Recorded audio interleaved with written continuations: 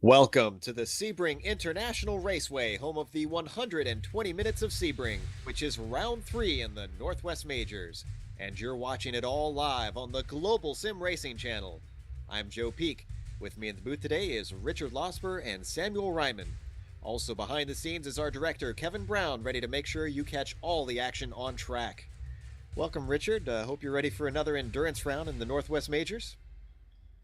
Yes, sir, I am, and thank you for having me. Also, glad to have you back as well, Sam. Yes, very great to be here, Joe. I've enjoyed watching the series, put on some great shows for us the first two races. Hopefully, this isn't an exception. Indeed. Well, Richard, Sebring's been a part of the North American sports car racing scene for a long time. Tell us a little bit about this historic track. Yes, indeed, this is a great track. I must say, I've been doing a lot of laps on this track just recently because an upcoming race will actually be run at this track. It's 3.75 miles long, 5.955 kilometers, pardon me, which is a fairly long track, 17 turns, and we've got ourselves a 2-hour race here. Now, guys are going to have to negotiate the very tricky turn one, which is a very, very fast left-hander, sweeping left-hander. Get it wrong and you'll be eating some wall.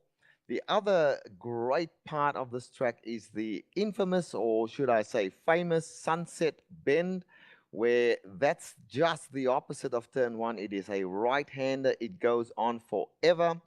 Get that wrong and your speed down the straight will be completely down and you'll be a sitting duck for others to overtake. So I'm looking forward here, Joe, to a great race. We don't have that many cars that I can see in the C2 class, which is the Corvettes, which I'll be looking at, but I am definitely looking for a great race here.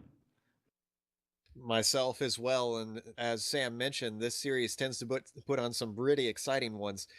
But despite, racing with lots of different cars at lots of different types of track, they do keep track of points. There is a championship at stake. And Sam, what is that looking like right now? Well, right now, the top three are looking like the top three finishing order at Daytona, and that's because the oval race paid more points than the road course race, because everyone was competing in the same class. Thus, Toby Butler, your Daytona 500 winner, has 50 points, 9-point lead over Brian Pager, who may be racing today, not sure on that. Mark Redeker in third is... I do not see his name on... Oh, yes, he is. He is driving a Ford GT today. He is third in the points. Ryan Otis and Jimbo Pfeiffer have been in both races so far this season, but so they're sitting there fourth and fifth in the points. They're both here today. They're both in the HPD, so hopefully they'll be able to use the performance of that car to its full potential and maybe even leapfrog a couple of spots in the points show. Yeah, we'll have to keep an eye on it. It'll be interesting to see how it all plays out with 3 different classes and the points being divvied up with that. But we also, before we get ready, with qualifying just being over, we have a lap guide around here on board with the HPD. So we're going to pull that up and show you what it's like from the driver's point of view. All right, Kevin Brown's going to take us on a lap around Sebring International Raceway in the GSRC HPD. The bumps and speed of turn 1 are going to be a test of bravery straight away. Plus, listen how late he goes before getting on the brakes. He's already partway through the turn. The timid need not apply. 2 is a nothing little kink to the right, and then 3 is a 90-degree left-hander that leads directly into 4 and 5. Set up to the right and late apex here on 5, but be wary of those curves. Now it's flat out around Big Bend. This stretch will be one of the best passing zones on the track.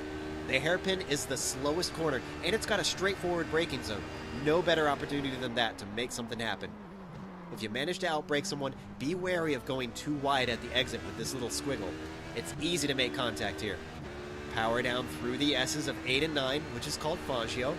Then stay left and brake for Cunningham. Another place drivers can try to be sneaky and get by someone. This leads right into Collier, but again, watch out for those curbs on either side. It's fast here, and it'll pitch the car straight into the Armco. Going to be a difficult braking zone for Tower. then yet another 90-degree turn, but it's deceptively hard to get right, and the dirt just outside the exit can easily spin you if you get greedy. Now we're flying through Bishop. Stay to the left as you set up for 15. You've got a series of S's, but what's important is up next. Focus hard while setting up for Le Mans. Slow in, fast out as you press on the gas and head down the Ullman Straight. If you're side by side, it's now a game of chicken. Sunset Bend has that terrifying right-hand kink that leads into it, and two cars going side by side really requires trust. Look at how many more of these awful bumps there are around this corner. Take care not to drift wide into that little strip of grass, because the walls are on either side ready to eat up all that precious carbon fiber. But that's a lap around Sebring. You can see just how intense it is around some of the more technical portions of this track in this high downforce car, so they're going to have to be constantly on alert. With qualifying done and the track gridding up right now, we are going to go through the order of the grid, and currently sitting on pole is Andy Fuller in the HPD class. Jimbo Pfeiffer in second behind him. Ryan Otis is in third. Ryan Toma is in fourth. Matthew Sabowski is in fifth. Joshua Gardner in sixth. Cliff Kayer in seventh. Eighth is James Paulson. Ninth is Lawrence Danton. 10th is William Fletcher. 11th is Jeff Graham. And then rounding out the HPDs without a lap time is Brian White. What are the Corvettes looking like, Richard? Well, in the Corvette C2 class, on the pole position for the Corvettes is David Warner. Interesting name that. That's an Aussie cricketer, by the way. In second place, Brian Burns. Carl Burke is in third place on the second row. Alongside him is Stephen Paulison, followed by Matt Gelder and Kayleen Hoy.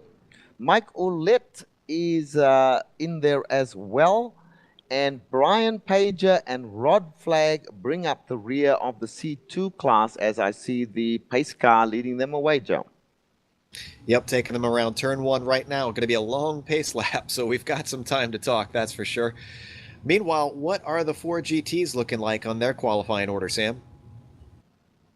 Well, Stephen Ellis, who won the season opening road course race of the season, is sitting on the pole in the number 99 car. Lined up alongside him, 99 divided by 3 is 33, and that is Ryan Worley. Then we've got the father of our very own director, John Brown, is starting third in the Ford GT class. The young Kyle Clemens starting fourth in the number 19 car. Chris Bland is starting fifth, and Craig Capon starting sixth in the Ford GT class. Then it's David Freeboth and Skip Worthington, Mark Redeker and JD Snyder, and then Ray Fournier and James Canodal did not put on the lap, so we'll wait to see if they take to the grid or not. But that rounds out your 33 cars at most, it looks like. Joe will be starting here today. Yes, and it looks like James Canodal did not actually get to the grid. Apparently, he had some sort of problem that prevented him from getting there. So Ray Fournier is going to be our last car in 32nd. So 32 cars going around for 120 minutes. And even though this is a very long track, with the differences in speed, it's going to be pretty hectic for everybody. I know I took part in a race just like this last night. With the same three cars in the same amount of time. And Richard, it is just, there is no time to sit there and breathe. You have to be on your toes. Oh, absolutely. And bear in mind, you have to do that for 2 hours. Now, the big thing is the HPDs. These cars have tremendous closing speeds on the other two classes. And they really have to be super alert in trying to pass, particularly in corners, which is where they close the most on the other two classes. So HPDs, they have to be wide awake. Pit strategy as well is going to be huge here in a 2-hour race. So people have to keep an eye on their fuel levels and also on their tires, because these cars, particularly in the C2 class, do chew up tires. So lots to think about in all three classes, Joe. Yes, in fact, we should be seeing 2 stops from each class, if I'm not mistaken. So everyone will have to be figuring out exactly how they want to split that up, if they want to do even sets or do a short stint and 2 long stints. And just figure out what they want to do with that. It could pay dividends down the line. You cannot count out what you do in the pits with these cars, especially with how much fuel you take and whether or not you decide to take tires. So they're coming down the backstretch right now, and pace car should peel off after they come through Sunset. In fact, they're hitting Sunset as we speak with the pace car, this first class here. It looks like they're splitting them up just a bit so that they each got a bit of room. Very smart from these guys to be giving space. Pace car is going to peel off as it does now, off into the pit lane. Green flag goes off, and Andy Fuller accelerates right away. In fact, he gets a good jump over Jimbo Pfeiffer. Ryan Otis is a little ways back. He's holding on quite well with Ryan Toma, keeping him honest. Off into the first turn. Let's make sure that everybody can get through cleanly. Looks like everyone's good. What's C2 class looking like? And we have a spinner, car number 58, Sven Paulison, starting from 4th position. Just spun his car into turn 1.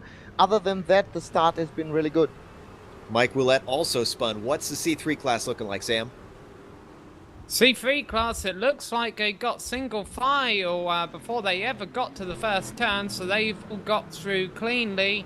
And the leader of the 4 GTs, it looks like is... and I'm scrolling through the field, is Stephen Ellis currently.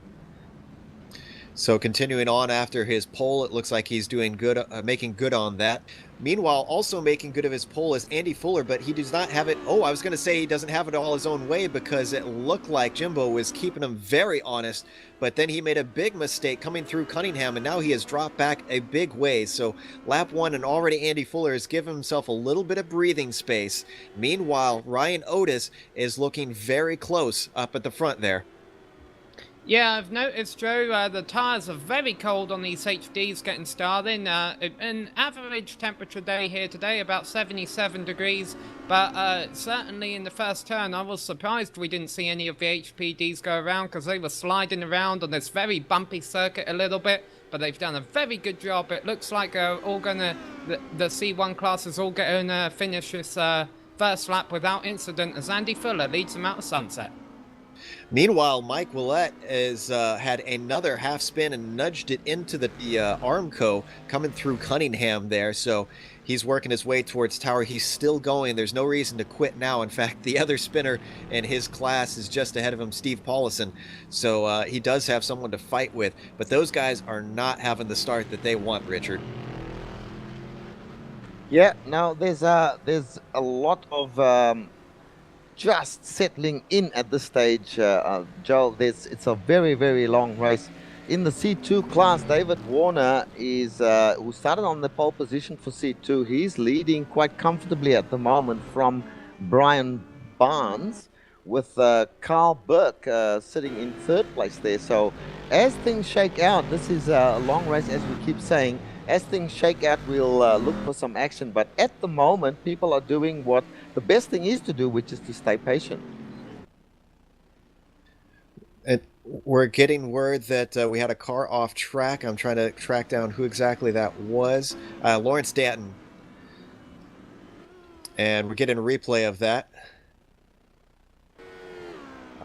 Sorry about that. We were having some technical problems with that, but Lawrence Dalton obviously having some problems. He's in the pits right now. He's in the HPD class and currently sitting, or he was sitting 9th, but I'm assuming he's going to be dead last at this point. Interesting to note that... I'm sorry, go ahead. I'm currently watching Kayleen Hoy has been off a couple of times in the... I makes contact with David Freeboth as he goes by her. How David held on to that, I have no idea. But Kayleen has had a couple of incidents, and you can tell it's hurting her Corvette a little bit. She's off the pace a lot. But David Freeboth did an amazing job to hold on to that car after a bit of contact there. Yeah, and Friedbarth is currently sitting in the 7th position, so he has something to fight for there and to trying to hold on to his mid-pack position if he could just work his way a little bit farther up. And this goes back to what we were talking about before, Sam, about keeping on your toes. These guys, they kind of have to drive in their mirrors a little bit throughout the race as we see Friedbarth go just a little bit wide, and now Kayleen is able to sneak by as they come into Le Mans here.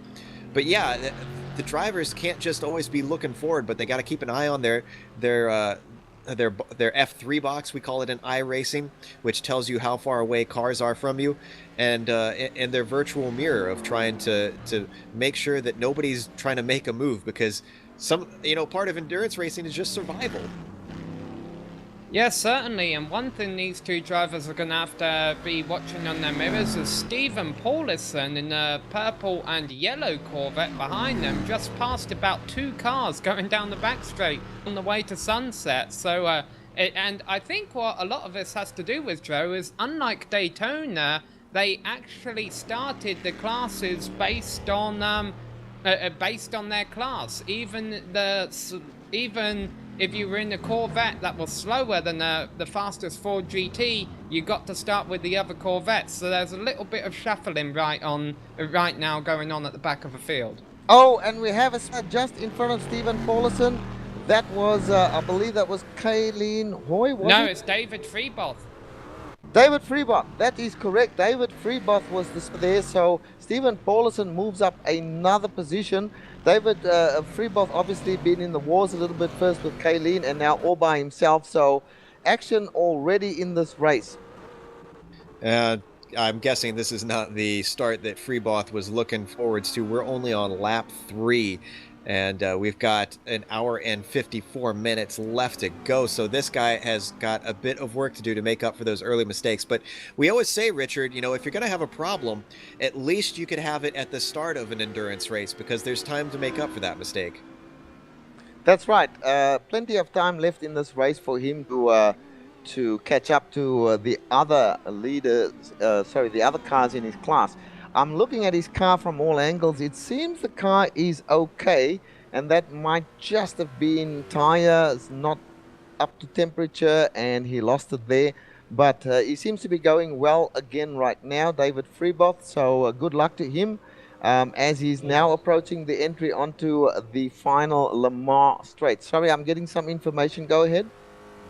It sounds like he's got some damage on his the front of his car, so he's going to be struggling with that. That might hurt his top line speed, especially on places like the front stretch and the back stretch that you said he was entering. But I was watching a bit of a battle that was going on between Josh Gardner, Ryan Toma, and Matthew Sabowski in the HPDs. They actually split up just a little bit, although it might come back together. Sabowski goes a little bit wide coming through the S's there and up towards Le Mans. But these three were fighting for 4th, 5th, and 6th in that C1 class. Yeah, the C1... Sorry, go ahead, Samuel. I was going to agree with Joe. I was watching that a little bit. Now, one downside to the drivers who have chosen to compete in the HPD today is that it's the biggest class, and if you have a bad day, you could then leave Sebring with 0 points. That looks like that might be the story for Lawrence Stanton right now, because... Oh, and Kayleen Hoy has crashed it into the wall again. Lawrence Stanton came back out on track, but he is now 2 laps down, and with no cautions in this race, I have a feeling points are going to be hard to get for him. Back to you, Richard. Yeah, just on to Kayleen Hoy. This car is now smoking, so I think that's going to be a fairly long pit stop for repairs, unless they have the iRacing fast repairs in play here, but certainly not the start that Kayleen would have wanted. Well, either a very long pit stop or a premature visit to her trailer, because I'm not sure if you can get that repaired with how much that thing is smoking. At least she's keeping it offline and staying out of people's way. It's definitely down on speed as she's just kind of sputtering around the track. Although we're getting word that there are 2 resets, which makes sense because they've had that in the past in this series in each race, regardless of what cars and what track they are at. So maybe Kayleen can just get that thing back and try to make up some time. But, Sam, you mentioned these HPDs and the difficulty with it being such a big class. The other problem that they've got is that we've seen in similar series, the HPDs tend to have the highest attrition. It's so easy to ruin your day because these cars just so quickly can leave out from under you. Yeah, and one thing they're going to have to deal with is lap traffic, which the leaders are dealing with now. And throughout all the lap traffic, Matthew Sabowski and Ryan Toma have closed in on each other for 4th position. There's a couple of cars there, let them by on the backstretch. They got David Freeboth in front of them, though, so the drivers who have had a bad day already going a lap down, And out of the pits comes another HPD, Jeff Graham. So now they're going to have to deal with a lapped HPD in front of them. But yeah, this battle for fourth, certainly one to keep an eye on still. Yep, kind of keeping half an eye on those guys as they try to work their way through traffic. And this is also another feature of this style of endurance racing, is traffic can either go your way or work against you. You know, it's something where it requires some patience, Richard, but it can work in your favor if you just kind of wait for it and look for the opportunities. Well, that's what it's all about in endurance racing. It's waiting for an opportunity. You know, Joe, the fastest car doesn't necessarily win these long races. It is the person with the, the gray matter firmly screwed on the day, and thinking as he's driving or she's driving, and making sure that they make the correct decision. I'm pretty sure it helps in these long races to have a crew chief or a friend watching the race and being able to talk to you and give you some information about other drivers, as well as, of course, help you out with your pit strategy. So lots of time and a lot of care needs to go into these types of races. Let me just quickly update folks at home there. It looks like there are 3 drivers already out of this race. Brian Pager, Rod Flagg, and James Knodel are not participating at this point in time. They may well be sitting in the pits, but well, they're not sitting in the pits, they're out of their cars at this point. So 3 drivers have gone out. We are only just 11 minutes into this race right now, so 108 minutes to go. I think, Richard, those 3 drivers didn't actually start the race, with the exception of Brian Pager. Was going to do a pit start, but lost the connection sitting in pit road. Meanwhile, that battle between Ryan Thoma and Matthew Sabowski has heated up as they head through corner 5 here up towards Big Bend. Sabowski under threat as Thoma has closed in, probably through traffic. It looks like he's starting to lose a little bit of touch, but they've got a heavy braking zone, so let's see if he can gain some ground here. Joe, I've got to admit, I'm a little unfamiliar with these cars. Are these cars where you want to try and do the passing under braking or under acceleration? You know, honestly, I would probably say that under braking is the best bet to go because of all the downforce that they have. You can kind of get away with some dives, which is why you see these guys really making some ambitious moves against other classes. That car is just stuck to the ground. So if I was one of them, I would probably try to get close up and see if I could sneak one up the inside. But right now it looks like Thoma's starting to lose ground once again, so I suspect he might not quite have the pace to keep up with Sabowski. Well, guys, just talking very quickly about the C2 class, but Warner doing a great job leading this class very comfortably from Carl Burke, who is now some ways behind him. And then third in class here is Matt Gelder. We did see one of the drivers, Mike Ouellette, in the pits yet again, and he's just come out of the pit, so he's actually in front of David Warner, but I assume that David Warner will make short work of passing him. So things settling down, but not the best starts for some of the drivers, Joe. Now I want to jump to the C3 class, the 4 GTs, because Stephen Ellis has been trying to hold on to Ryan Worley. In fact, he's been doing a fairly good job, and he closes up under braking for the hairpin now. Now, this is significant because Ryan Worley, you know, if you think you have a hard time driving, imagine trying to do it with just a foot and a hand. And that's essentially what Ryan's doing here. And he is an incredibly accomplished driver. As you can tell, he's leading his class right now. This is a guy I've driven against. He is very composed and great in traffic. So I am very impressed with how he's doing today, and certainly holding off Stephen Ellis with good composure at the moment. There's no doubt about that.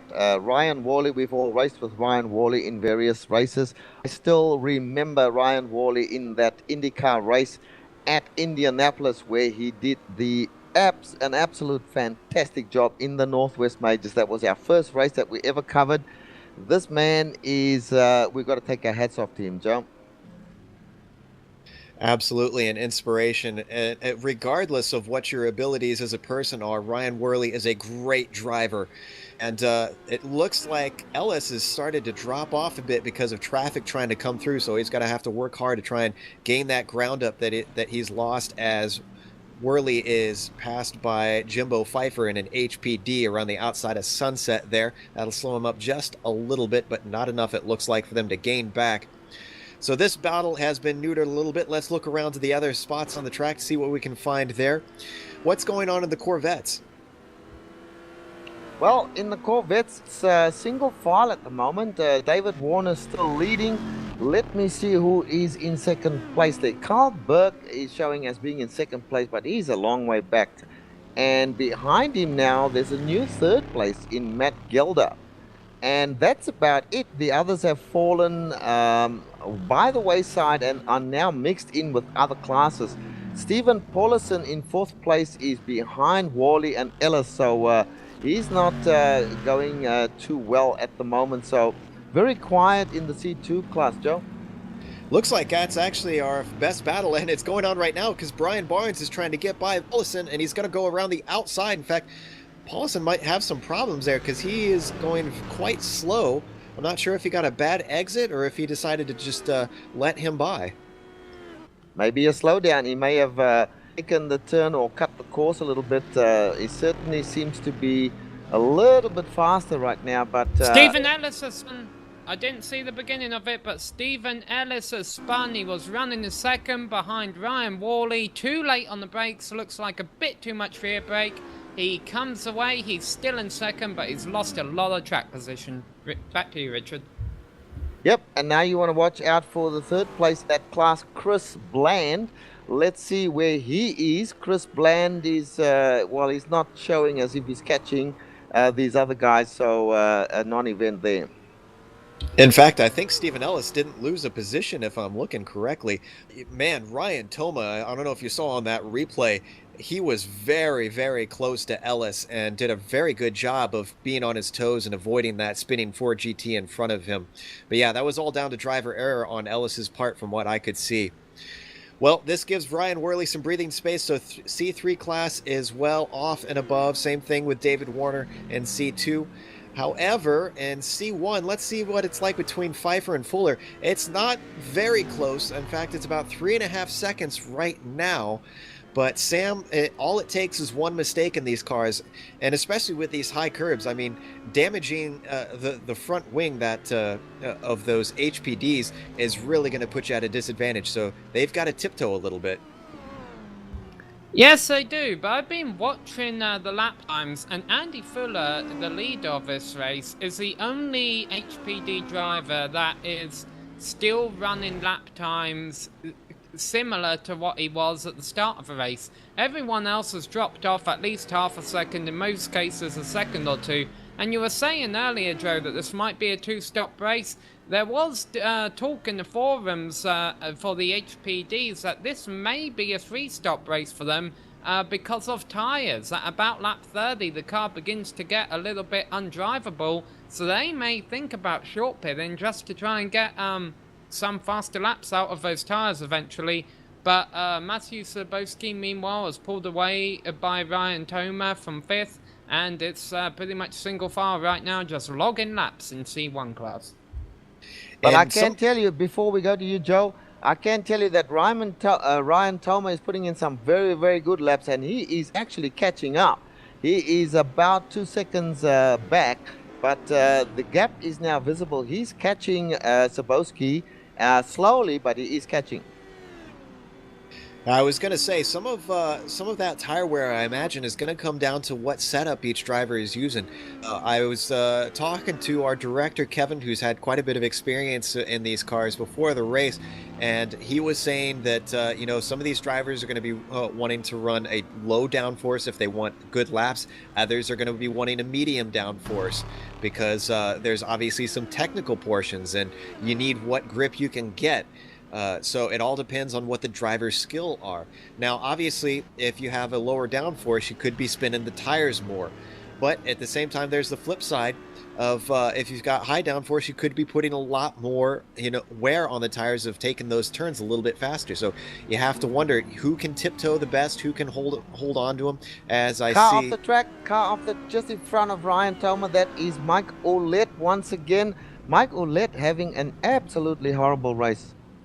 in fact, he is 28th overall. I think he might be the last. Oh, Kayleen Hoy and JD Snyder are both still on the track, so they're still behind them. So we've got 30 cars still in this thing at the moment. Like you said, yeah, Mike Ouellette is he's having a hell of a day already. Yeah, and sorry, go ahead, Samuel. I just want to emphasize this. All 30 cars that started the race are still running, so well done by all of them for keeping it clean so far. To you, Richard. Yeah, we have Miss Bland, who is one of the C3 class cars. He seems to be in the pits right now. I'm not quite sure what caused that, but he's leaving the pits now, so maybe that was a regulation stop there, Joe. Could be the case. We're getting word that he had damage on the left front. Crash, JD Snyder, who was running in last place, just spun it and hit the wall pretty hard. Ouch. Yes, he's stationary at the moment, probably going to take a tow. It looks like his rear wing is completely damaged. He's in the pits now. He's got a fresh car, so hopefully he can come out, Joe, and participate once again. Yes, we saw the replay of that, and that was coming out of Tower, and that was a hard hit on that Armco barrier. So bad day for him. He's getting his spare car, like you said, a tow, and he'll be back out with a fresh one and going. And that probably accounts for why we've got everybody still in this thing. But as the laps go on and people run out of spare cars, it's going to get thinned out, and only the most skilled will survive these 2 hours. Absolutely. Meanwhile, we are going to be calling all the action for everyone at home. Whatever we see on the track, you will know about it. At the moment, watching David Warner leading the C2 class, I should say. He looks very, very comfortable in that Corvette. And at the moment, there is no challenge from anybody to him at the moment. So he's doing the right things all the way there, Samuel. I'm sorry, I'm going to butt in here. Jimbo Pfeiffer had a moment in the hairpin all by himself. He was sitting in 5th, and he just took it a little too hot and spun his HPD around. Looks like nobody hit him, and he's got the car going again. We're hearing that it might have been cold tires. I'm not sure if he had a pit. In fact, no, he hasn't been in the pit. Oh, actually, he did. I'm sorry. He was in the pits, so cold tires biting possibly another driver, and it is something to worry about. I know when I was driving the Ford GT last night in this race, it was you kind of had to just take your time a little bit and not be pushing too hard in that car at least. So watch for the Ford GTs as well. I noticed it's upside down. He tried to go by lapped car through Big Bend and slid out into the wall. What a mistake by Ryan Otis, running second in HPD. You can see in the replay just absolutely smacks that tire barrier, and that is a very dangerous part of the course. I know it doesn't quite look like it because it's a very gentle curve as we're back live now, but those barriers just come right in and it thins out, and if you are not steady, if your car is wiggling around, it's so easy to do exactly what Ryan did. And Kyle Clemens was the lapper that Ryan was trying to get by. Kyle has apologised, but really, Joe, I don't think it was his fault. The good news for Ryan is that he's going to be able to get a free repair. The bad news is he's going to lose a lot of time, and I can't see him pulling off a top 5 at this rate. Yeah, and he was sitting in 2nd before that accident, so that is unfortunate to see one of their top contenders. There's a collision between 2 of the 4 GTs. They both get going again. David Freebath, who has a lot of damage, and John Brown. It looks like John Brown's got away okay, though. Looking at the replay now, that looks like that was into Cunningham. And yeah, I'm not sure if David was going very slow into that corner when they made contact. That was very unusual for him to be going that slow into that corner. But John Brown continuing on. In fact, John Brown was sitting in 8th in his class. Not very high up, but still seemed to have been making steady progress. That was a decent hit, so I'm hoping he didn't damage his suspension in that one. Yeah, John Brown was actually running at the front of the Ford GT field earlier on, but it says he's made a pit stop which put him back. I assume it was unscheduled. I don't know what the story is behind that, but I think he's got a lot more pace than what his track position is showing right now, Joe.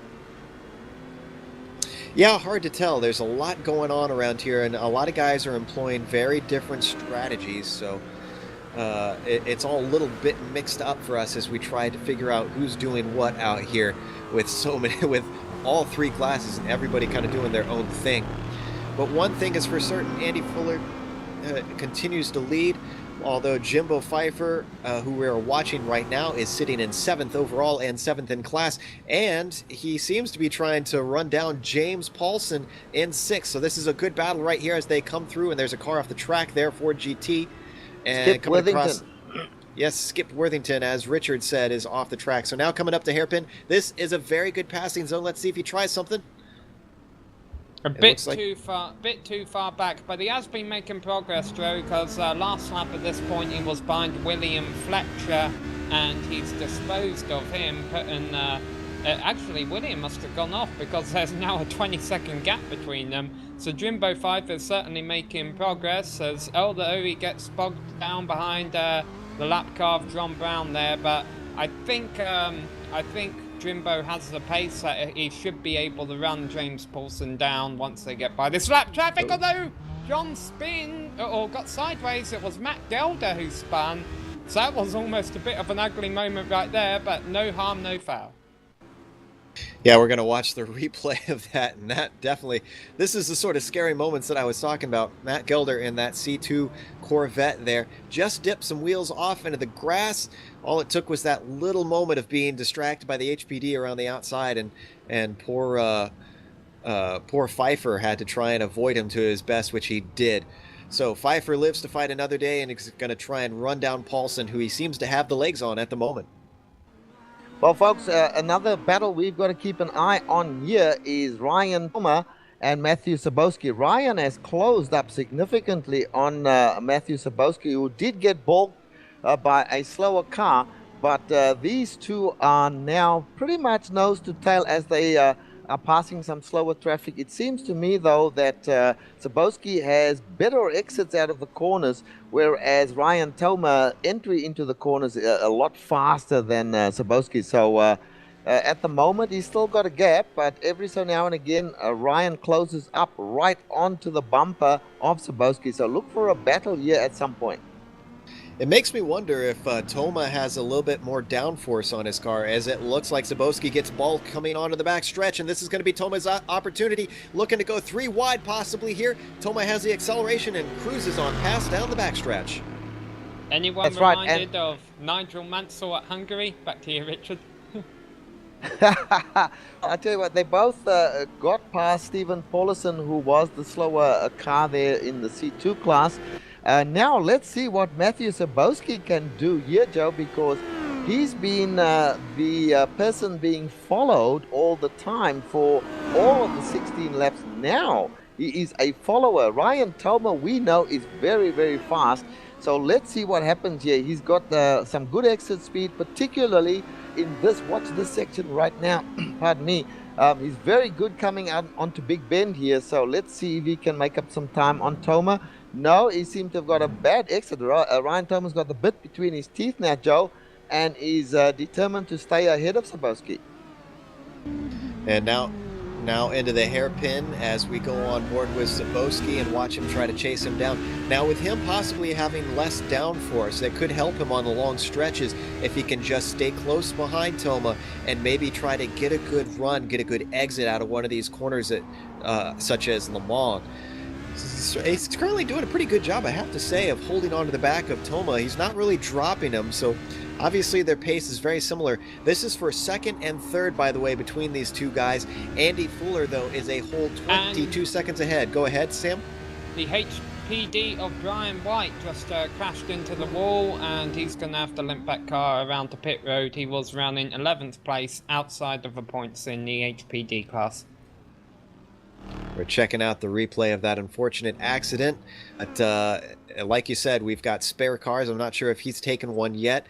If so, then he is going to be down to his last car, and he's going to have to watch out. But regardless, he's going to have to minimize the stakes from here out. At least he can drive it back around, because that is going to be faster than a tow. Yeah, well, another good thing there is that he was quite near the end of laps, so he shouldn't have to go too far. Now, one driver we saw have a massive impact early in the HPD class was Ryan Otis in the number 80 car. He is back on track, 1 lap down in 9th position, so he may not be out of points yet, but still, it's not going to be a 2nd position, Joe. Definitely not. Meanwhile, we did miss Jimbo Pfeiffer making up another position. He got by James Paulson, who he was trying to chase down before. In fact, he is quite a ways away from James, at least 3 or 4 seconds up the road at this point. So Jimbo continued to try to make his way through the field and after we an had early the problem. battle for Toma and Sebowski. Sebowski actually touched Toma there. No damage, I hope. But that was a very, very close moment coming into the hairpin there. It looks like Sebowski just outbraked himself and just touched the back of him. This is bad for Sebowski, though, because if he damaged that car, his lap times are going to be compromised, and his ability to take the corners is faster. Definitely going to be compromised, although Toma himself has just made contact with David Freeboth, and that was coming into Tower. That was a very gutsy move. Let's watch that replay.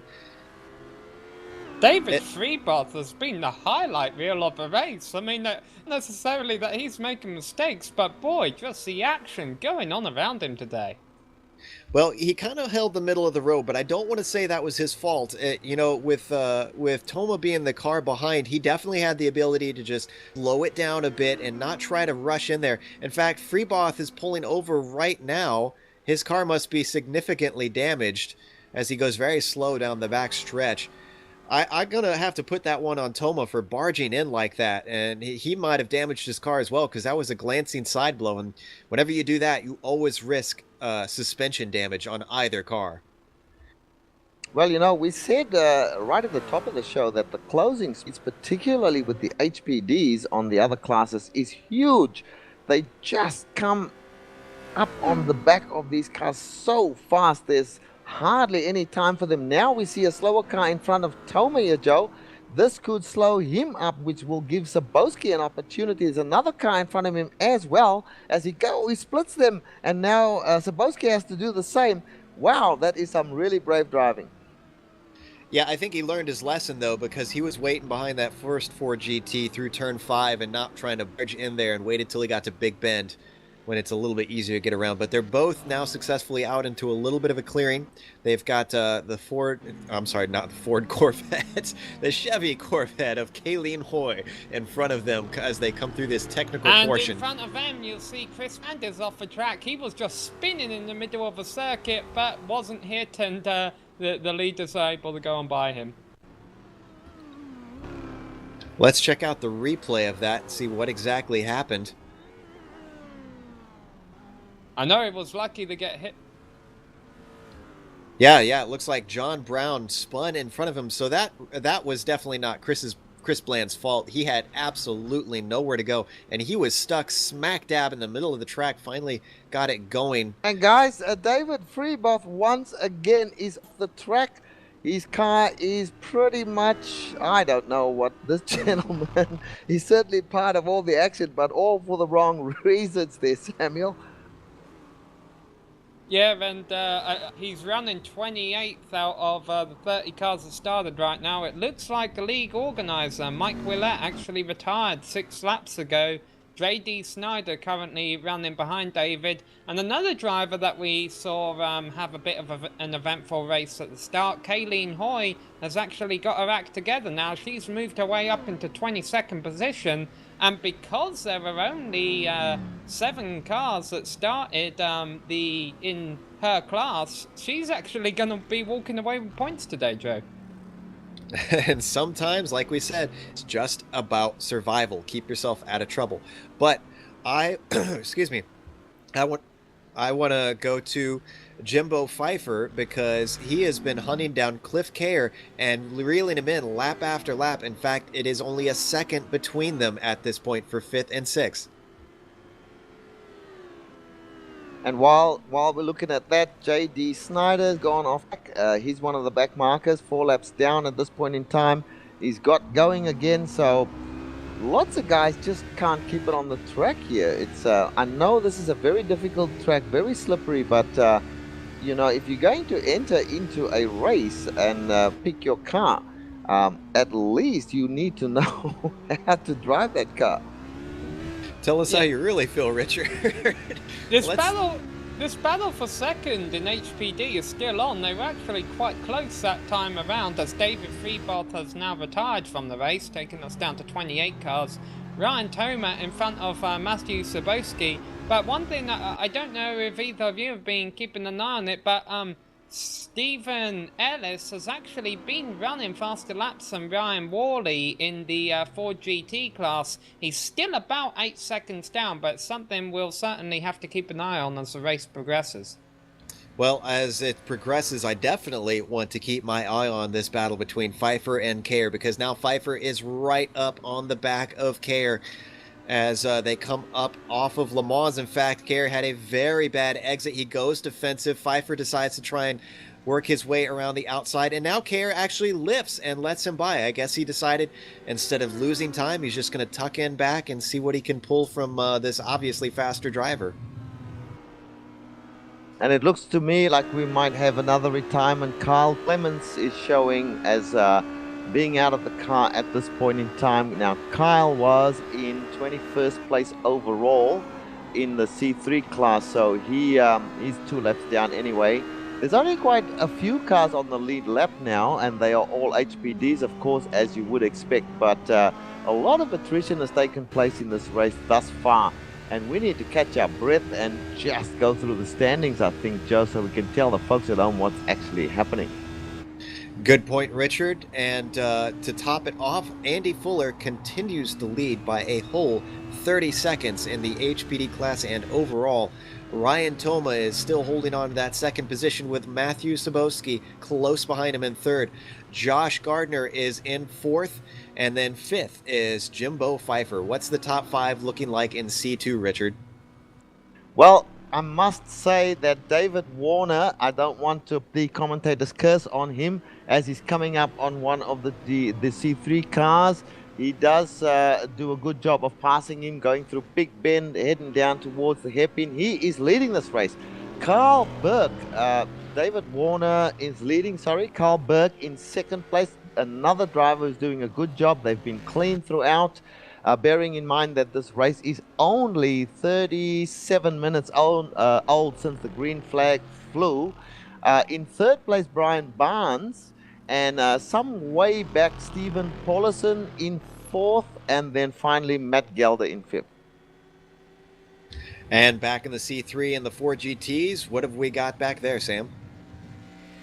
Well, we have Ryan Worley leading to Stephen Ellis, who has been able to close down the gap a little bit. IRTVO was just playing a little game on me there. I thought that Ryan had spun. Third place is Craig Capon. Fourth place is Mark Redeker. And fifth place is Ray Fournier, rounding out the top 5 in the Ford GT class. And going back to Carl Clemens, he did crash out, and which is unfortunate for him, because I think he's been in all 3 races this season, but failed to finish all 3 of them. Well, it looks like he's got to turn things around. He might have the speed, but he's got to have the endurance. HPD in the wall, that is Joshua Gardner, who was in 4th place, and he's just got going again.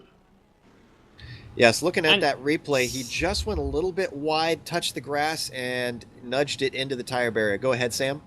Simultaneously, Chris Mann spins out of a corner right as he was about to come back out on the backstretch. In fact, he may have had computer issues, because he just drove straight into the wall, rolled over, and has retired from the race. Okay, that was an unusual accident, and unfortunate for Chris. So now they are really starting to drop. David Freeboth is out. Mike Willett is out. J.D. Snyder is continuing on in 28th place, a whole 5 laps down, but still soldiering on. Like you said, Chris Bland seems to be gone. Kyle Clements seems to be gone. And then we've got John Brown in 25th, who is soldiering on after a few contacts already. So we said they would start dropping, and they have started dropping like the proverbial flies. So hopefully these guys can keep it together and try to make it all 120 minutes. We are going to step away for just a minute, let some music play, and we're going to take a breather, but we'll be back in a moment. Don't miss a second of this 120 minutes of Sebring.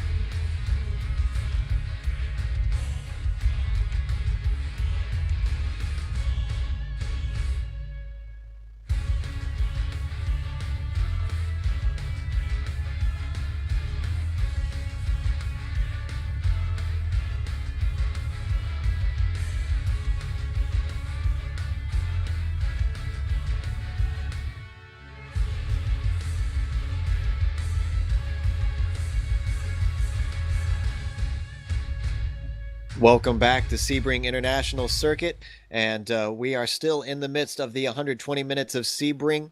In fact, we're almost at halfway at this point, so it's getting very close to getting over that hump. But as things continue on and Andy Fuller continues to lead everyone around, we need to take a moment of silence to remember many of the cones that gave their lives for this broadcast. I feel particular for that one coming out of the final turn. His name is Bill, a very good friend of mine.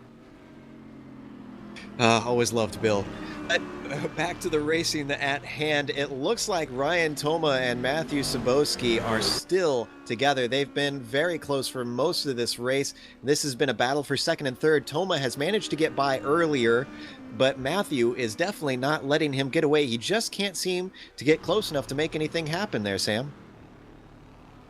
No, but I think I certainly battle him because when we saw it earlier during the race, when Ryan got the position, Matthew was not willing. Oh, as a spun HDP in the middle of sunset right there, Jeff Graham, who's been having a bad race already. But yeah, Matthew Sabowski, he's close enough now, so if he can hold with him, maybe we'll get an idea of if he's willing to pass him or not, because he certainly did not want to give up that position. As they're coming up to a set of skid marks there certainly are challengers all around this course, but really we don't know. The future's not wrote right here. Will Matthew attempt to pass or will he not? And another thing we've got to consider is we're about halfway through this race and none of the top 3 HPDs have pit yet. So you never know. Maybe they're thinking about taking a pit stop soon, and if they can make it to the 1 hour mark, Joe, these guys might actually be able to do it on one stop. Yeah, that's certainly true, and I guess these guys are looking to try and extend their tires as long as they can to try and save time out on the track. They figure that there's more time to be lost sitting in the pits than could be made with fresh tires out there. So Sabowski continues to have a little bit of a yo-yo with his time behind Toma, dropping back and forth, although he's very close now. I don't know if he's going to be able to make it. He's getting up. Is he going to take a look on the outside, coming up towards this set of corners? He takes a look, but he outbrakes himself, goes completely off the track, and there goes the spot, just like that. And he will get a slowdown for that. No doubt he'll get a slowdown. And that was unfortunate because he was closer than he'd ever been in the last 10 laps or so. So that's unfortunate. That just goes to show you have to pick your spots carefully. I wondered if he was going to try to make a move because that's a very fast series of S's through there. And I'm not sure that I would advise trying to go through there. However, Ryan Toma is coming into the pits right now. And so is Sabowski. So I guess they've each had enough. So let's hop over to Ryan Worley and Stephen Ellis, who've also had a bit of a back and forth going on for most of the race. Ellis had a mistake and lost some time, but it looks like he's gained it back already. Ryan Worley been leading since the start of the race in the Ford GTs and doing quite well today. Yeah, he's been doing a great job, but Stephen Ellis has been just, slowly but surely just getting his marks, I should say, and trying to keep up with Worley. Anything could happen here because he still has Worley in sight, and that is a good thing on a track as long as this and a race as long as this. Bearing in mind we've only just had 48 minutes since the green flag has flown, so there's all of 71 minutes to go of racing, and anything could still happen, Joe. We're also getting word that Sabowski took a long time in his pit stall, so I'm not sure if he had some damage to repair or something, but it looks like Toma will be able to gain a lot on him after these pits are finished between those two. However, I want to hop into Stephen Ellis's car and see what it's like from his cockpit as he tries to run down Worley. Let's take a moment to sit and listen to the awesome power of these Ford GTs as he does the lap around the Sebring International Raceway.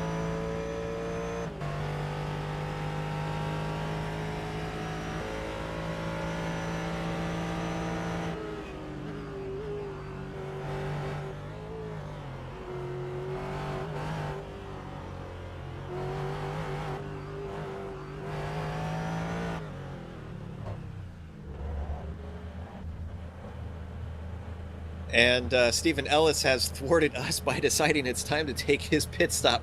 So we were going to listen to his pit crew, but we're decided to jump somewhere else. In fact, just ahead of him, though, Ryan Worley is employing the same strategy. It looks like a lot of these guys are deciding for a long first stint here. Ryan Worley actually is already back out. Did he even stop? Well, this is interesting. I'm not sure why Ryan Worley decided to do as he did, because it should have been just about time. These 4 GTs can usually go just about 50 minutes or just over on a tank. That was a bizarre move, Sam. It certainly was. It's not exactly hardest thing on earth to see your pit crew in pit road if you're the only car on iRacing down pit road. So he certainly knew where his pit crew was, and I can't think of a penalty that he would have picked up. I really don't know what to tell you, Joe. We're just going to have to wait another lap and see if he comes in again. Well, this is going to be significant, because if Stephen Ellis can keep out of trouble, then that means that he can jump Ryan Worley, because Worley still has to make a stop, and probably very soon, because he's going to, I mean, like I said, he's going to be very close to the end of his fuel run there, and I'm not sure if he can make it, as Ellis actually does run into a little bit of trouble, but he's able to hold it together as he tries to get by Stephen Paulison, who's supposed to be the faster class, but has to let him by. And now Paulison is gaining, and it looks like he might actually, no, he doesn't try and go back by him.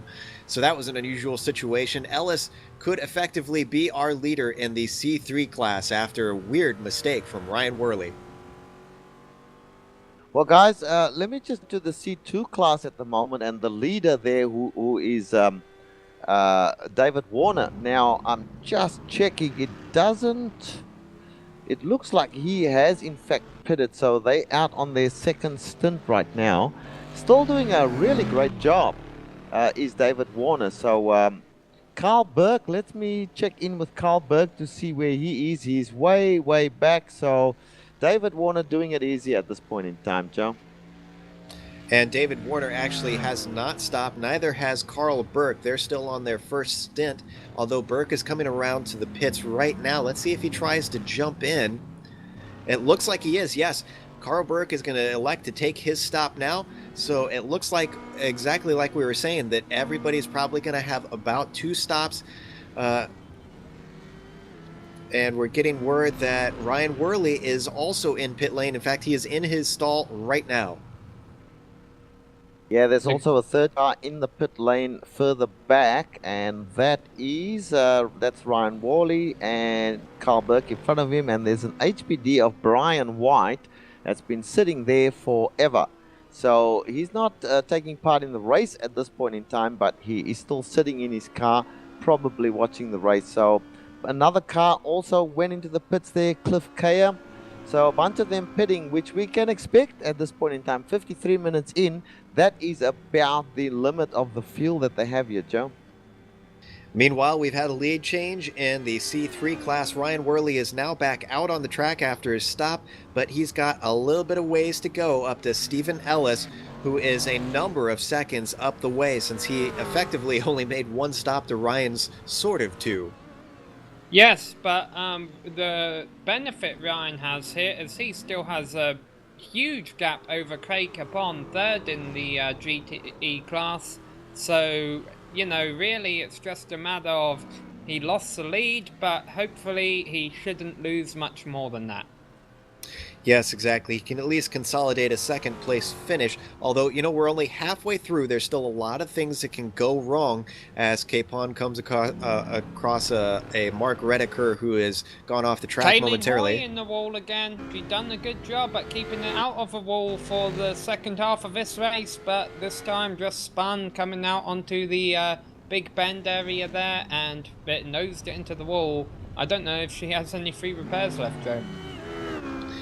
Yeah, I think she's burned through a few at this point. We're looking at the replay, and like you said, yeah, she just went wide at 5 and was trying to rejoin the track and seemed to have, yeah, oh boy, that was an unfortunate place to make a mistake like that, kind of a bit of a silly one, and she's definitely exited out and I don't see her rejoining. So, yep, I think you're right that she has burned through all of her repairs. Unfortunately, the same thing happened to her at the Daytona Oval race. Obviously, things a bit more out of your control there. Meanwhile, I just want to give a brief rundown on the front of this HPD field, because it has really changed a bit. Andy Fowler is leading and has pit, but Jimbo Pfeiffer is back up into second after taking a really early pit stop, and I'm wondering if he can make it to the end and one more stop still. Maybe he's planned this out all along, Joe. I recall us at the start of a race saying, hey, Jimbo's in the pits really early and we don't know why. Maybe he was just short pitting, knowing he can make it to the end of a race and one more stop, which will be coming up in about 10 minutes time. It looks like Jimbo had a 17-second stop at some point along the line. Yeah, but if that's at the start of a race, he would have still had a tank that was about full, because he would have only run a few laps from the start of a race, so he wouldn't have had to have been in his pit stall that long. So he's still doing a two-stop strategy. He's just doing sort of reverse of what a lot of people are doing, get his short stint out of the way early on. So that's interesting to see, and it seems to be paying off pretty well at the moment, with him sitting in second place, as you said, ahead of Ryan Toma, although he's got a long ways up to the leader, still 23 seconds behind Andy Fuller. Well, Andy Fowler used to be a pro road course racer on iRacing, so I'm pretty sure finishing second to him, that's definitely not something to be disappointed with. But we still have over half this race to go, so that's no guarantee. Ryan Toma and Matthew Subowski came out of the pits in third and fourth, and Ryan Otis, who had that massive crash early on the race, is currently sitting in fifth position in HPD. Well, whatever Andy is doing, it's certainly working well for him. Must be making some fairly decently aggressive moves to be able to make up all this time, at least. There's something happening here around about where JD Sutter is. He's off track. Just in front of him, a whole bunch of cars, including Jimbo Pfeiffer, had to slow down significantly to not hit him. So that has caused a little bit of drama. Yeah, it looks like Snyder just spun and was stuck in the middle of the track, so a number of people have took off to that large paved runoff to try and get away from him. But after that, he was able to continue on, and then he came to a stop and exited out. So I guess Snyder has had enough himself after a number of run-ins throughout the race. David Warner into the pits. That's our leader in the C2 class, so this is interesting. This is his first pit stop, we believe. Let's see where he comes out. This is going to be very interesting. Now, Brian Barnes actually is in second place at this point in time. We haven't put a camera on Brian at all during this race, but his car looks clean. He's been circulating nicely, and he's got ahead of Carl Burke, who was running in second place for quite a long time. So Carl obviously with his pit stop. So the fact probably is that Brian in second has not stopped yet. But let's get back to David Warner, who is still sitting there. He's just exiting his pit stall right now and re-entering the track in a few moments time. And let's see where he comes out. And it looks like he's going to continue to hold on to his lead. In fact, Brian Barnes is still getting to Sunset Bend, while David Warner is already coming back onto the track now. So he has got a huge lead and enough of a gap that I'd say that David Warner can breathe easy and just try to focus on what's going on around him instead of running hot laps here. Absolutely. In fact, just looking at my display here, it looks like it's over a minute that he had on the second place of Brian Barnes, and Carl Burke still a further 28 seconds back there. So this field is totally spread out and not really racing each other at this point in time. In fact, Matt Gelder, the next car down in the Corvettes, had a bit of a moment there where he was off around turn 5, and Brian Barnes is getting ready to lap him. So Gelder apparently a lap down from the leaders. In fact, let's stick with Barnes here as he continues to go around. Let's see what it's like in a Corvette, because boy, do these things have a wonderful sound. So let's hop on and listen as he circulates around Sebring International Circuit.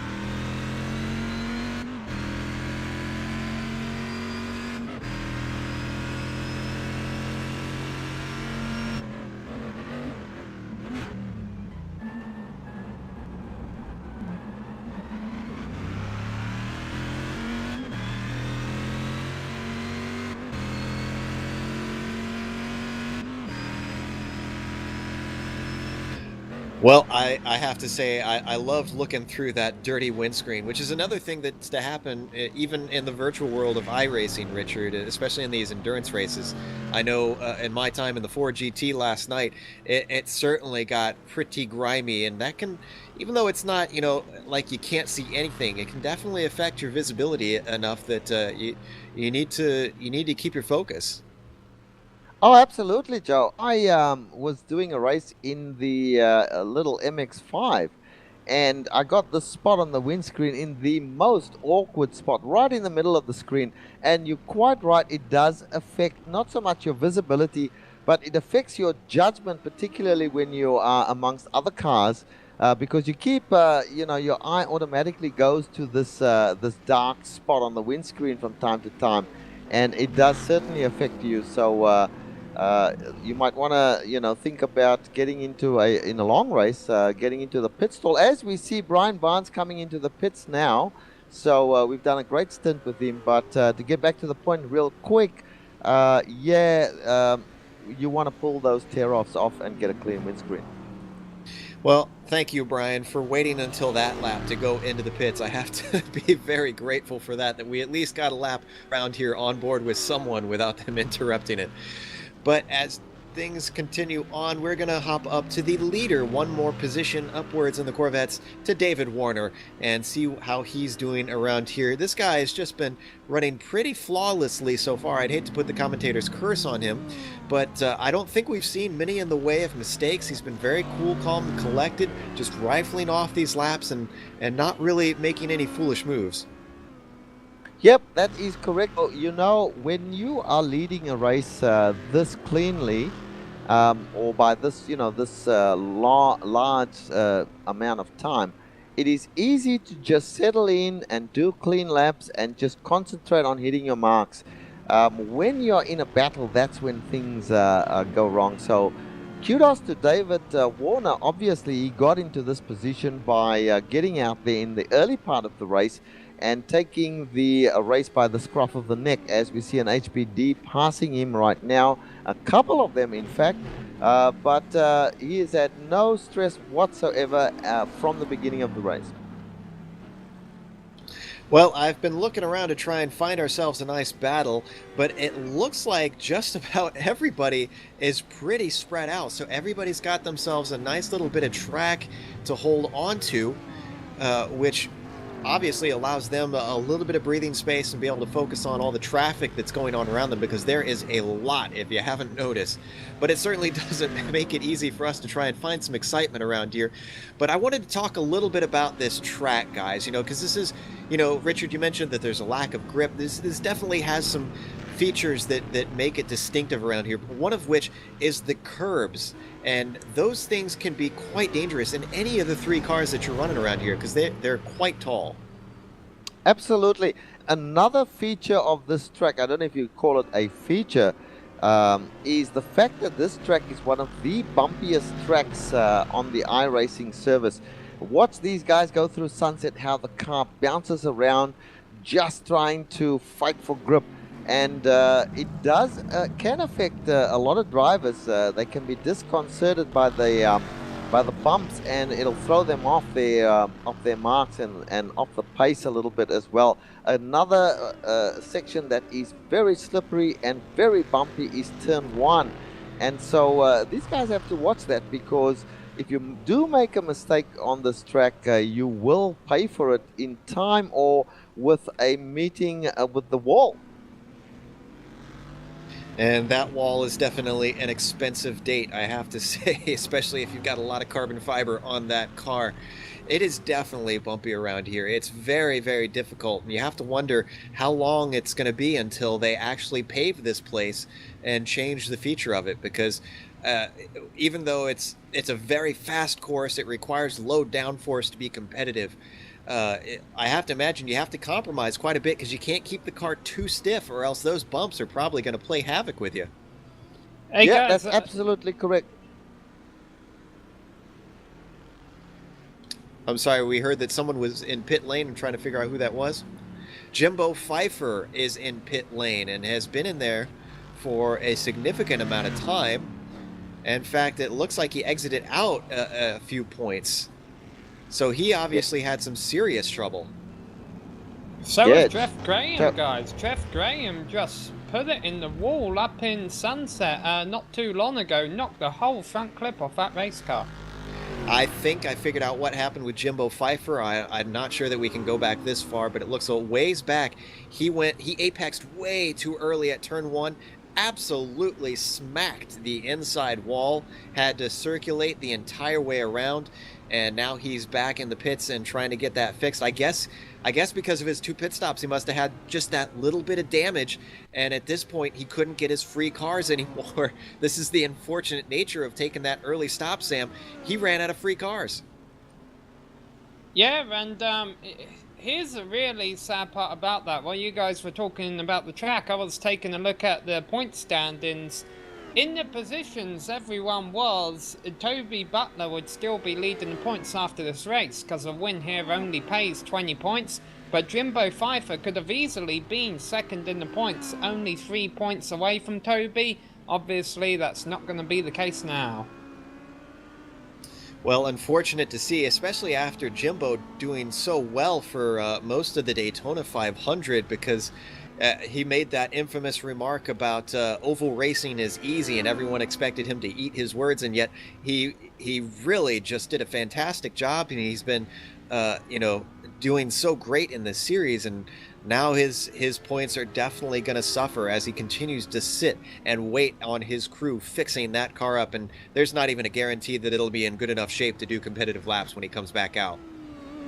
No, he just reported over the radio, Joe. He said he thinks he only got 1 reset on the car and has been told too much damage, he is done.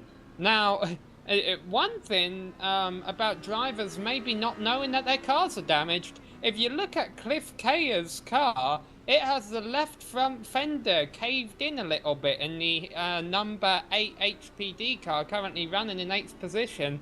I went back on the replays to try and see where that happened. It was a result of him running over one of those tall curbs you were talking about. He just took too much curb and it actually damaged the corner of his car. And we've seen that before with the HPDs and other series such as the Enduro Pro series that they've got to be very careful about going off track and things like that, that the cars will get damaged and it can affect your lap times. And them being so dependent on their aerodynamics, and if you are at a disadvantage, you're simply running the race and a lame duck, so to speak. Well, you know what, guys? Just make what was that information from our director? We're switching. We've got a battle between Brian Barnes and Carl Burke going on right now. In fact, Barnes is right on the back of Burke. This is for second and third, and the C2 class, the Corvettes, coming around turn one. It looks like Barnes isn't quite close enough to make anything happen. If they've got the lead HPD coming on through, is able to separate them a bit, and this is going to give just a little bit of breathing space to Burke. Yep, and they come now onto Big Bend, and you see the lead car of Andy Fuller just pass Carl Burke as if he's standing still. They go down into the hairpin. This might be an opportunity for Brian Barnes to close up. In front of him, Carl Burke gets a good exit, in fact a better exit than does Brian Barnes, and he starts to pull away a little bit. So a little way to go yet before we see some close battling, but certainly a little bit of action happening on this track at the moment there, Joe.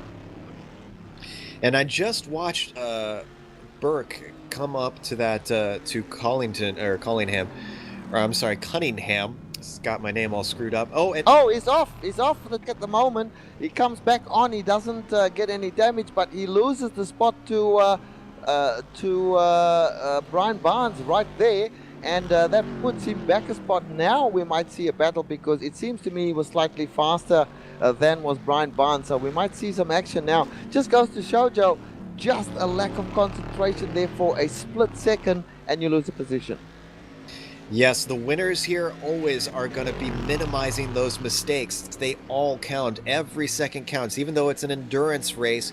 Every little mistake is costing you time, and the perfect are the ones that are able to make it all the way and take that checkered flag before anybody else. Well, Carl Burke isn't quite chasing him down quite yet from what I'm seeing, so Barnes might be able to run away. Barnes was able to catch him a little bit earlier. I'm not sure if that was due to a spin or anything. Hey, meanwhile, going on in the 4GT class, a big change up here. The driver who was in third, Craig Capon, going very slow down pit road. We also see Ryan Otis in the pits. I think Craig Capon has ran out of fuel, Joe. Oof, that is unfortunate to hear. In fact, he exits out. I think he was just shy of his pit stall. Yes, now he reappears in his pit stall. So Craig Capon just pushing it that little bit too far. And I believe this should be his last stop as well, because once he fills it back up, he should be able to make it to the end. I saw Ryan Otis and Craig Capon coming down the pits, and it would have been interesting to see how Jimbo Pfeiffer's strategy would have worked out. We'll never know now, but yes, final round of pit stops should be beginning. Of course, they can take their final stop as late as about 10 minutes left to go. But you're going to be losing a lot of time to the cars who have new tyres on if you do that. I don't know how big of a role that's going to play, though, considering how spread out the field is right now. Well, I can tell you that was exactly the strategy that I employed, figuring I'll take less time in the pits on that final stop, and it certainly worked for me because I just about jumped the guy in front of me. So these 4GTs, I would definitely advise to take that short last stint if they can. Pon is back out. However, I think we should point out John Brown, the father of our very director, currently holding down the final podium spot in his class. And an excellent job he's done. He's been quietly just circulating, trying to keep everything clean. Our director is completely flabbergasted by this. He did not believe this could happen. I'm pretty sure that Dad will thumb his nose a little bit at Mr. Kevin Brown when he gets out of this car. But a great job. It just goes to show you can pick up spots through other people's attrition, Joe. Definitely. And the other thing that I think is worth pointing out is I was taking a look at his car. It looks pretty clean from what I can see. I think he had a little bit of a touch, so he might have had to take a spare car earlier. But right now, it's looking pretty spotless. So whatever early problems he's had, he's made good and learned from his mistakes, which is something you really need to do. A good driver learns from his mistake. I've seen that in the past where there are guys that might, have a little bit of a whoopsie here or there, but then you never see that from them again, and those are the best guys out there. Guys, a battle is developing on track as we speak, and that is between Ryan Worley and in front of him Stephen Ellis. Ryan Worley has made up a lot of time on Stephen Ellis, and this we should watch, because this is going to develop into a battle for what I believe will be the first place in the C3 class. Yes, as we hop on board with Worley to try and see if he can chase down Ellis.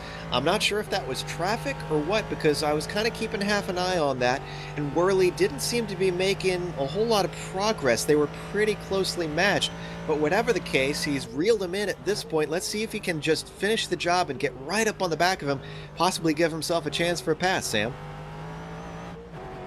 I can tell you right now, it wasn't an extra pit stop or anything, so yeah, some kind of mistake must have happened on the track, because now they are 0.6 of a second behind. You can see it visually as HPD goes to put them a lap down. Stephen Ellis back on the gas pedal already, accelerating up to about 130 miles an hour before braking for this hard left-hander here.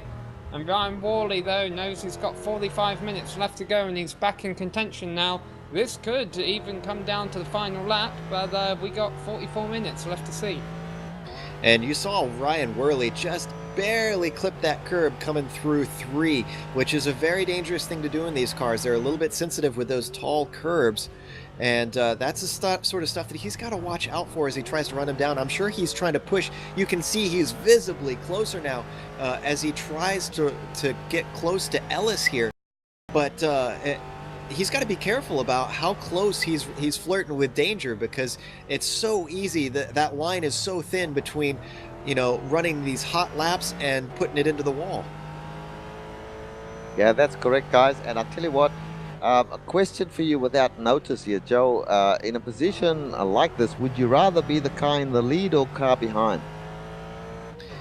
I think in this case I'd rather be the car behind. Because you've got so much race left, you don't really have to push too terribly hard unless you're that much slower than the guy. You can just kind of wait and look and watch and see where he's strong, where he's weak, and save that for, when you get to 20 minutes, 10 minutes left in the race, and then really get up behind him and start to push and pressure and try to force an error out of him. So I think I'd rather be the car behind at this point. I tend to agree with you there, Joe. He has closed another little bit, although we do see Ellis getting quite a good run out of Sunset Bend there, but certainly he's close. He's chipping away at that lead, and these guys are going to come together and be battling pretty soon, I believe. Yeah, I think after watching for a bit, I have to say that it was not due to traffic, because Worley is staying right up with him and closing bit by bit. So I think this is pace. I think Worley has the lead if he wants it. He just needs to find the right time and just keep his mistakes to a minimum. So if I was Stephen Ellis, this is where you've got to be focusing on hitting your marks and not even just worry about Worley. If you can, maybe even turn off that F3 box in his car and just look at the road ahead of you. Yeah, an interesting point there. The more you concentrate in on your mirror and looking at the guy behind you, the less you're concentrating on what's happening ahead of you. And actually that I've seen that happen a lot of times, where guys are concentrating way too much on the guy behind and they actually miss a couple of marks. They miss some corners, they make a mistake, and then it's all over, and they become the chaser rather than the one being chased. So at this stage the gap is very small, and we've got a slower car perhaps in front there, I'm not quite sure. But Ryan Worley now has the bit between his teeth. He can see him. He's right on his bumper right now. Samuel, what's going to happen here? Well, he's certainly coming up to a good overtaking opportunity, but he's not as close as what he needs to be, the Stephen Ellis. Let's not forget that they still both have one stop left as they let the HPDs by. Now this could be a difference as HPDs actually changing around. Ryan Otis putting a whoa, this could get very exciting. The HPD's using every lane. Stephen Ellis has to back out to give him space. And Ryan Worley really missed an opportunity there, because had he just backed out a little bit, got back on the gas earlier coming out of Sunset, he could have made a move down into turn 1. But maybe that's not his plan. Maybe he wants to make a move on pit road. That's certainly the safest and generally easiest way to make a move if you know what you're doing on pit road. But whoa, that's very late on the brakes there. And that is a lap car in front of them, and now that's mixed things up. But I must say that Stephen Ellis, handled that pretty well, as did Worley. They got by cleanly, but I think Stephen got a slight advantage out of that, Joe. Yeah, that was Craig J. Capon, who was a lap down, or a few laps down, I'm not sure which, who was a little bit in their way, but I think he did everything right. He didn't really seem to be erratic. I think Ryan Worley might have just lost his braking point and all of that with two cars in front of him. And I know I've done that myself. You know, I was going to say with Ellis, if I was in his position at this point, when I have a faster car behind me and I know that they've got the pace on me, which, Richard, as you know, happens a lot with me, I tend to use my peripheral vision in this case more. Like we said, you know, focus on what's in front, but your peripheral vision catches more of motion than your regular vision does. It's set up to do that. That's what your body naturally does. So if you see someone making a move, you can know from out of the corner of your eye while still keeping your focus on what's in front of you. So you just kind of have to use those little things of what your body naturally does to your advantage to try and be able to use everything to your absolute optimum. And we're getting some information that John Brown in the pits, he should still come out in third place. So just a little bit of info there. As this battle continues, Ryan Worley is slightly further back now than he's been previously. So it looks to me that this is another thing we should take note of here, Joe. When you're the leading car and you see that the guy behind you can't catch you, that gives you a lot of confidence in continuing to concentrate on what's ahead of you rather than the car behind. So I think Stephen Ellis at this point might have seen, well, he's not catching me. I will just keep going and see what happens. If he does get closer, then I'll have to think again. But at this point, I can just keep that same gap to Worley behind me. And I've got to make an announcement, guys, about a lap ago. Carl Burke, running in third place in the Corvette class at the time, was ran into the back of by Joshua Gardiner, who was running in fourth place in the HPT class at the time. And it looks like they're both in the pits, if not out. They're both out of a race, Joe. Yeah, that was a hard clip coming into turns 15 and 16 there. And that is, I'm going to have to say, completely on Gardner. He just basically looks like he blew the corner, and he kind of knew it and was trying to get out of the way from hitting that car. But poor Carl Burke was in the wrong place at the wrong time, and there went his race with only about 40 minutes left to go. And who this is really handy for is Ryan Otis. It's now moved him back up into fourth position in HPD. He is only 15 points out of a points lead entering this race. Fourth place plays 11 points, so he will only be 4 points out of a points lead if he can salvage a fourth place after rolling his car in Big Bend at the start of this race. What have we been saying since the very start? You just have to survive this thing, and that's what Ryan Otis is doing. Also surviving, though, is Ellis and Worley, and it looks like Worley has caught back up, guys, so this thing is back on. Oh, yes. This is excellent stuff as we see an HPD go by, but now Ryan Worley right on the back once again of Stephen Ellis. So the battle is on, and Worley makes his move. He looks to the inside. This is going to be tricky, though. They're both going in virtually side by side. Worley is going to back out of it. A wise move, in my opinion, there, Joe. Yeah, it was going to be a tall order for him to be able to sneak in there, especially with them entering this very tricky section. If they were to go side by side, they'd not only lose a lot of time, but it's making contact or touching the curb in the wrong way. Although, unfortunately for Worley, it looks like once again with the attempt, he's dropped back a bit. Each time he does it, as he's got a Corvette trying to go around the outside, I'm sure he's in his cockpit yelling, "Don't mess with us right now, I'm doing something important." But it just every move you make, sometimes you can risk it going wrong, and you can lose more ground than you gain out of it. Yes, and this, the way, is Brian Barnes. He is in second place in the C2 class. He has now decided he'll stay behind these two because he's probably seen that they are battling and wait perhaps for the long straightaway to try and get by them. But it was pretty close, and those are the sorts of things that put your heart in your mouth when they happen, Joe, because so easily an accident can happen. Speaking of which, was a moment there with the HPD of Matthew Sabowski, who really dived up the inside of that Corvette very late. Now he's waited till the backstretch and thankfully cruises on by our battle there.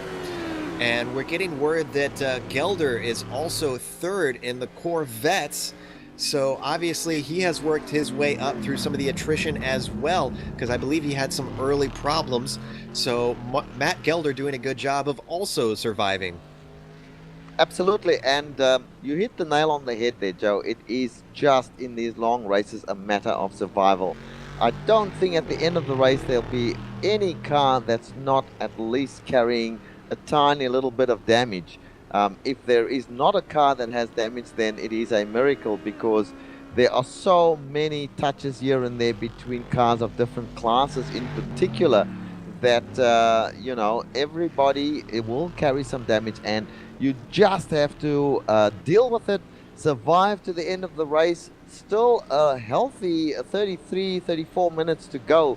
But a great job by Matt Gelder, who now finds himself in third place in the C2 class.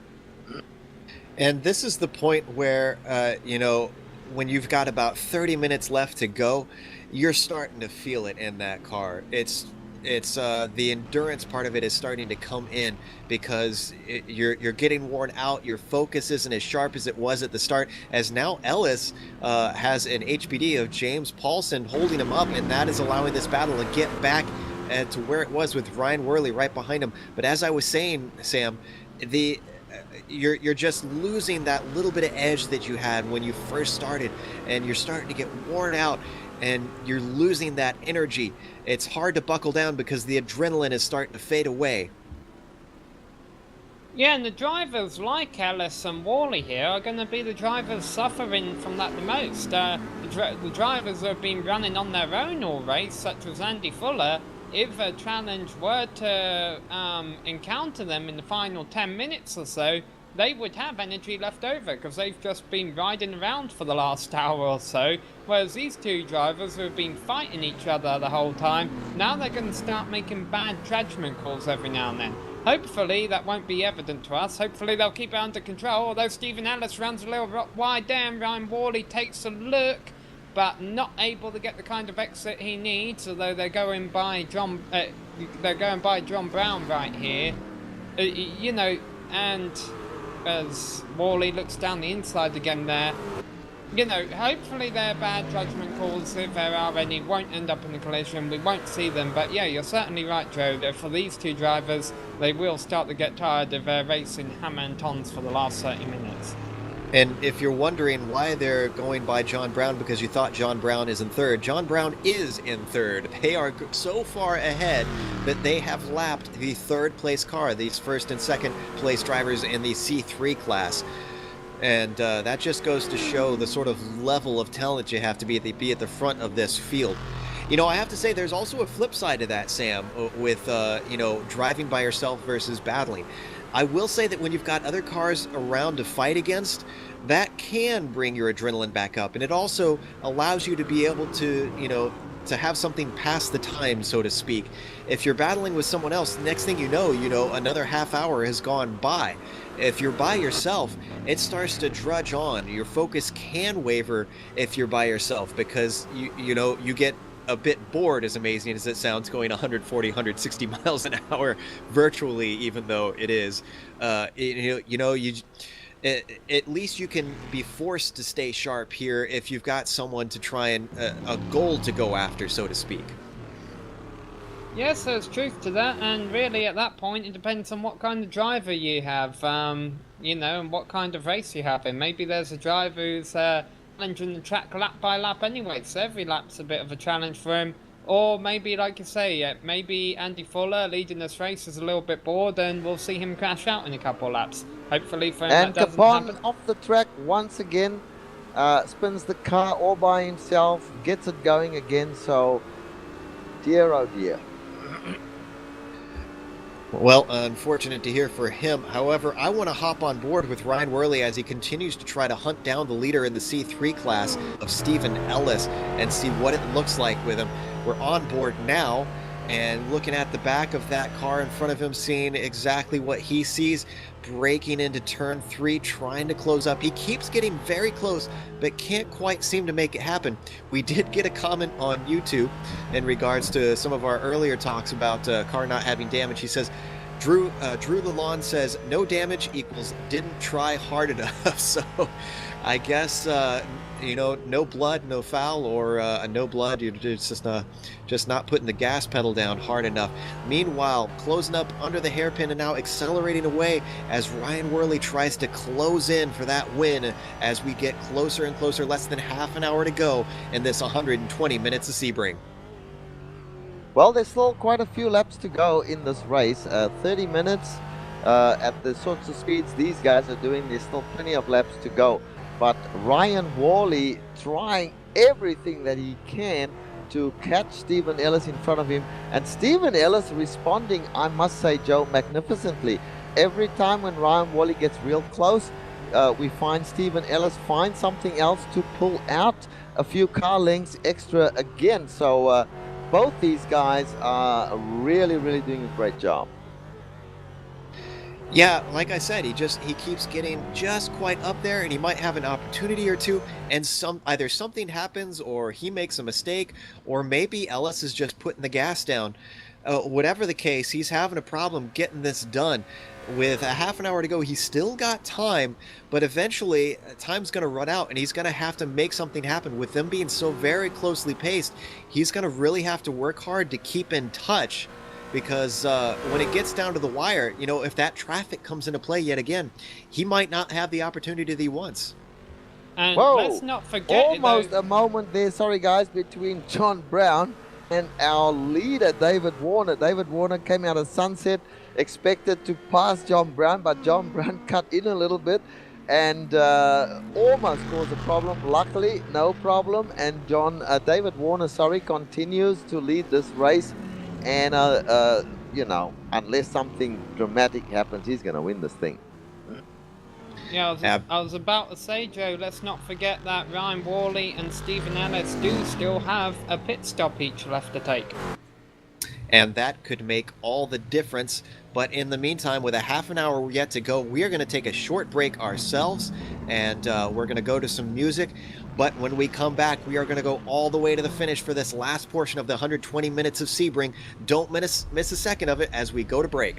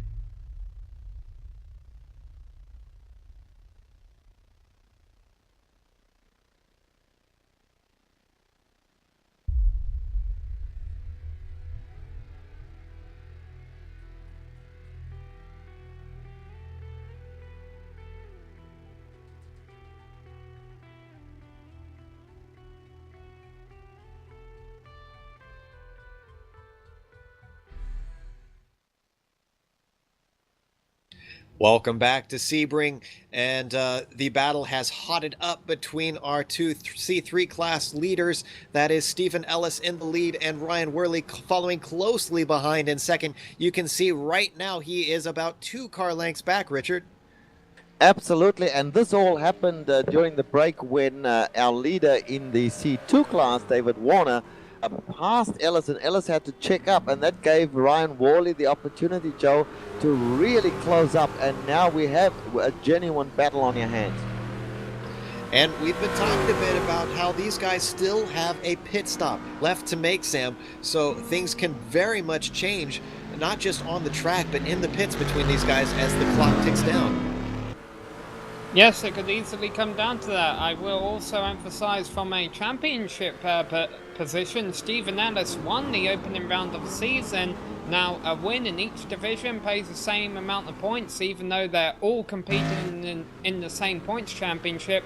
If Stephen Ellis is able to hold off Ryan Worley and win this race, he's going to be almost right up there in the points lead at the end of this race. Well, unfortunately, James Paulson came through once again, and Ryan Worley got the bad end of the stick. He seems like he can ever get a break in that, and now he's lost a lot of time that he's got to gain right back again. Yeah, you know what happened there? The HB came through on Worley during in the corner, but passed Ellis on the straightaway. So Ellis actually gained out of that, but Worley still battling away, trying to close that gap once again. But at the moment, it's got to be at least a second. Yeah, it looks roughly about that between them as they continue on around the track. We've got about 20 minutes left to go in the race. So now it's really getting down to where it's do or die time. And guys have got to be thinking about what they're doing as Ryan Worley pushes a cone along towards turns 15 and 16 there. Able to get rid of it, though, so it doesn't get stuck under his car, which can happen, Sam. We've seen cones get stuck under cars in this game, and cause you to lose just a little bit of time. Yes, a bit of an announcement in HDP here. Matthew Sebring has jumped Ryan Toma in the pits. So Sebring just came in this lap. I don't know if Toma had a bad pit stop last time around, but this could still be a position up for grabs. 20 minutes to go, 3 seconds between them. And going back to the cone story, I remember once I was in the Star Mazda in a practice session and went off at one of the corners. The cone decided to fly out from under my front wing right before I hit the wall, so kind of pushed the eject button. Just a little funny story I have. How could you have so much love for Bill and not have love for that cone? It was just trying to love you back. That cone owed me money. All right, well, Sebring, as you said, holding down second with Andy Fuller in first. In fact, let's go through the order of the field as they are overall. And I'm sorry, I got a message that I didn't quite understand. And we're going to go through the field. Sorry about that. We had a little bit of message I was listening to there. Andy Fuller is in the lead, as we said, overall. And he has just been running a flawless race, doing very well. I haven't really seen many mistakes from him. Matthew Sebring been doing well, managed to work himself back up into that second position, but it's not for sure as he's been fighting with third place. Ryan Toma, it's been swapping back and forth between these guys for quite a while. Toma might have had a problem in the pits. We're not entirely sure. But either way, doing very well to get himself onto the podium as he actually qualified in fourth, so he's moved up a position. He's passed Ryan Otis, who is in fourth right now, and quite a ways back, actually, from Toma. So I'm not sure if he's going to be able to run him down. Behind them is Cliff Kerr, who is the first car off the lead lap and sitting in fifth. James Paulson is sitting in sixth, who is 2 laps down, so he's a ways back as well. He's kind of been getting in the way of the leaders in the C3 class a bit. Otherwise, we haven't seen a whole lot of him. Back down in 7th, it's William Fletcher, who we haven't seen a whole lot of, but he at least is looking at a top 10 finish here, 2 laps down. Lawrence Danton is in 8th, 3 laps down for him. Another driver we haven't seen a whole lot of. Not exactly sure how it's been going for them, but obviously he hasn't had the pace and hasn't been able to get himself a little bit farther up. Then we get into the Corvettes. The leader in that, in 9th overall, is David Warner. Just really been running without mistakes the whole time and keeping to himself. Hasn't been challenged hardly at all. Brian Barnes is in 2nd in his class and 10th overall. Been having some fierce battles to try to get himself into that position. Richard, what does the next 10 look like? Well, behind Brian Barnes, who is at least, it looks like he's a lap down on David Warner. So David Warner is doing an absolutely great job and will probably win this race unless something spectacularly nasty happens to him. But now we come to the next 10, and this is where things get interesting. Ryan Worley is showing as leading this race at the moment, so I am a little bit lost. Let's just digress to find out what happened. How is he ahead of Stephen Ellis? We're getting information that Stephen Ellis has done his pit stop, so that means that Ryan Worley probably still has to do his. So that is 11th and 12th place. These guys were having a great battle amongst themselves.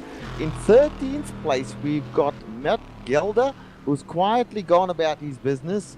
And he is in 3rd place in this particular, in the C2 class.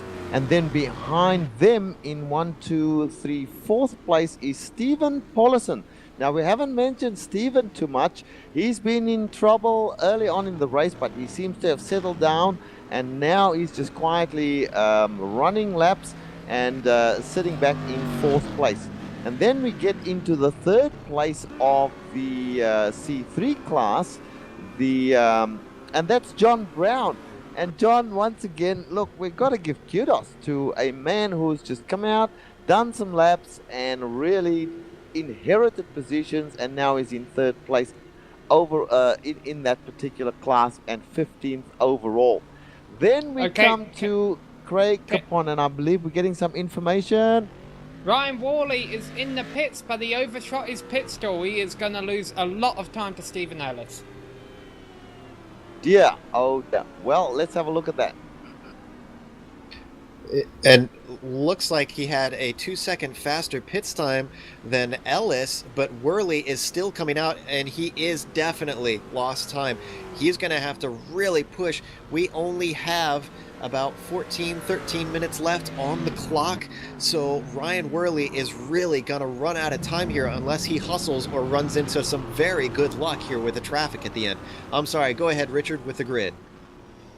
Yep, just hunting on Stephen Ellis now, leading Worley quite by a healthy margin. So Ryan's got all his work cut out now to try and catch back up. But we were up to Craig Capon, who is still circulating. Craig Capon is one of those drivers that has had a lot of problems here today. He's showing as 9 laps down on the lead car. So an unhappy race for him, but 1, 2, 3, he's actually in 4th place in class, so not a bad result for him. Then we come to 17th place overall, 5th place in the C3 class, and that is Ray Fournier. Now, we have not even spoken about this guy. I've got the camera on him as we speak. He has got a bent rear wing, but still circulating, no doubt, with some damage there. He is showing as being 10 laps down on the lead car, but in 5th place overall in class. And then 6th place overall, Mark Rediker. Now, Mark looks like his car is okay, but he's he's also 10 laps down, so he's behind Ray Fournier in 18th place overall. And in, I've lost count now, I think it's 6th place in class. The last 2 places, 19 and 20, is being held down by Skip Worthington, still circulating, and in 7th place in class. And Joshua Gardner is 15 laps down. I believe we're starting to get into those who have now quit the race. Yeah, it looks like Josh Gardner is not here. However, we have a battle between Ryan Toma and Matthew Subowski going on. Toma got very close under that last hairpin there, but Subowski is able to pull away. This is for second and third overall. You are indeed right. We were into the cars. They were out of the race at that point, so I think we can abandon the rest as Subowski makes a mistake through Cunningham. Now on through Collier. This means that Toma is right on top of him. 12 minutes left to go, and this is a battle for second, a big points battle, considering there's a bunch of drop weeks in this series. These are certainly two drivers that could be contending for the championship at the end of the season. Oh, guys, can I just cut in here? Wally has passed Ellis. Ellis must have made a big mistake heading down to that right-hander, and now Wally is ahead of Ellis. Back to you, Joe. Yes, it looks like he actually spun coming through that hairpin, and that was all by himself. Didn't hit anything, was able to get going, and has lost at least a little bit of time, but he's still holding on to the back of him, so it's not over between those two. And so now we have two battles to watch, the Toma and Matthew Subowski battle. We'll get back to that one with you, Samuel. Yeah, well, it's broken up a bit for now. Let's see, we got about 5-6 laps left to go. Ride on board Ryan Toma here. You see Subowski put his wheels off. These drivers are pushing very, very hard indeed. Going from 130 down to 70 miles an hour here. Another slow left-hander here, leads you out into Big Bend. Now listen, as Ryan Toma accelerates through the gears, he's not going to be able to make a move on Subowski from that far back. Yes, has to do a little bit more work before he can close in and attempt some sort of pass. Let's see how he does under braking. I know earlier we saw that it seemed like he had just a little bit more downforce, but that's going to mean that Subowski only has to focus on getting good exits out of these corners, and he can continue to try and accelerate away if he does in fact have less downforce on his car setting than Toma does right now. Yep, and this extra downforce will help here through this twisty part of the track, but that's not where you're going to be able to make a move. Subowski is quite safe for right now, but it looks like, Richard, that Ellis has also dropped back a bit from Wally.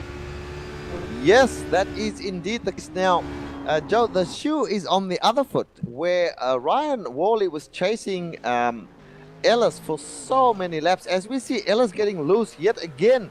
So I'm just wondering, is that cold tires after the pit stop, or what is that? But he's certainly losing time to Ryan Wally, hand over fist at the moment, Joe.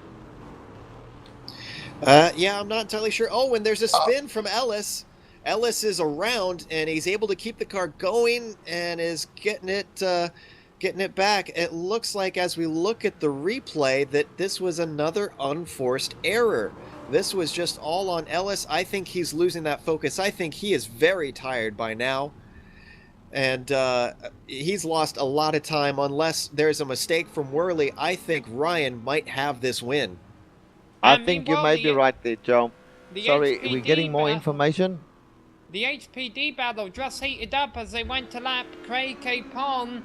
Matthew Subowski got bogged down a little bit, but still driving defensively. Ryan Toma not going to be able to make a move as of right now. But I just want to put my 2 cents on the Ellis in. I don't understand why he was trying so hard, Joe. He had plenty of time over Wally when he came out of the pits, but even then he's been putting wheels off every single lap. Well, it goes back to what we were saying about focus. It gets to the end of the race. You've been running for so long. Your arms are getting tired. Your butt is actually probably getting quite sore as well. And, if you're dehydrated and things like that, you just might not be able to focus as hard as you were earlier on, and you start making mistakes like that. And those little mistakes at these speeds are costly, as we are seeing very illustrative with Ellis. Well, guys, we should be on this battle between Toma and Subowski. It is hot and heavy because it looks like from the attitude of the cars that I can see they are both now on the limit, trying to make sure that the car behind can't pass, and Toma in the car behind struggling to push as hard as he can to catch up to Sebring and pass him. Sebring equal to the task though, Samuel. At the moment, he's still got that lead. It is very slender, and now they've got a slower car in front of them. Yeah, not a whole lot of lap traffic in front of him, and very nicely done there by Mark Rediker to get out the way. Ray Fournier will be the next driver, but he's probably going to be a couple of laps before they catch him. And all Ryan Toma needs is a good run out of one of the turns onto the long straights, but he just can't quite seem to do that yet, Joe. Yeah, and this also has to do some with what these guys have been doing with their tires and what they've been doing with the car. Is it in good shape? Have they been rough on the curbs? Like we said, those curbs can mess up the aero. So which of them have been flirting with disaster more than the other, possibly damaging the wing here? So if you're a little bit fresher, if your tires are fresher, if your car is in better condition, you could be in a position to be able to push that little bit harder. And maybe that's what's happening with Sebring as he gets held up by a Ford GT. This is probably Ryan Toma's best opportunity. He looks to the outside. Are they going to go too wide through this fast left-hander? He tries, but he's just a little too far back. He's going to try and outbrake him, but he's too far back and decides to pull out of it. Very tense moments, though.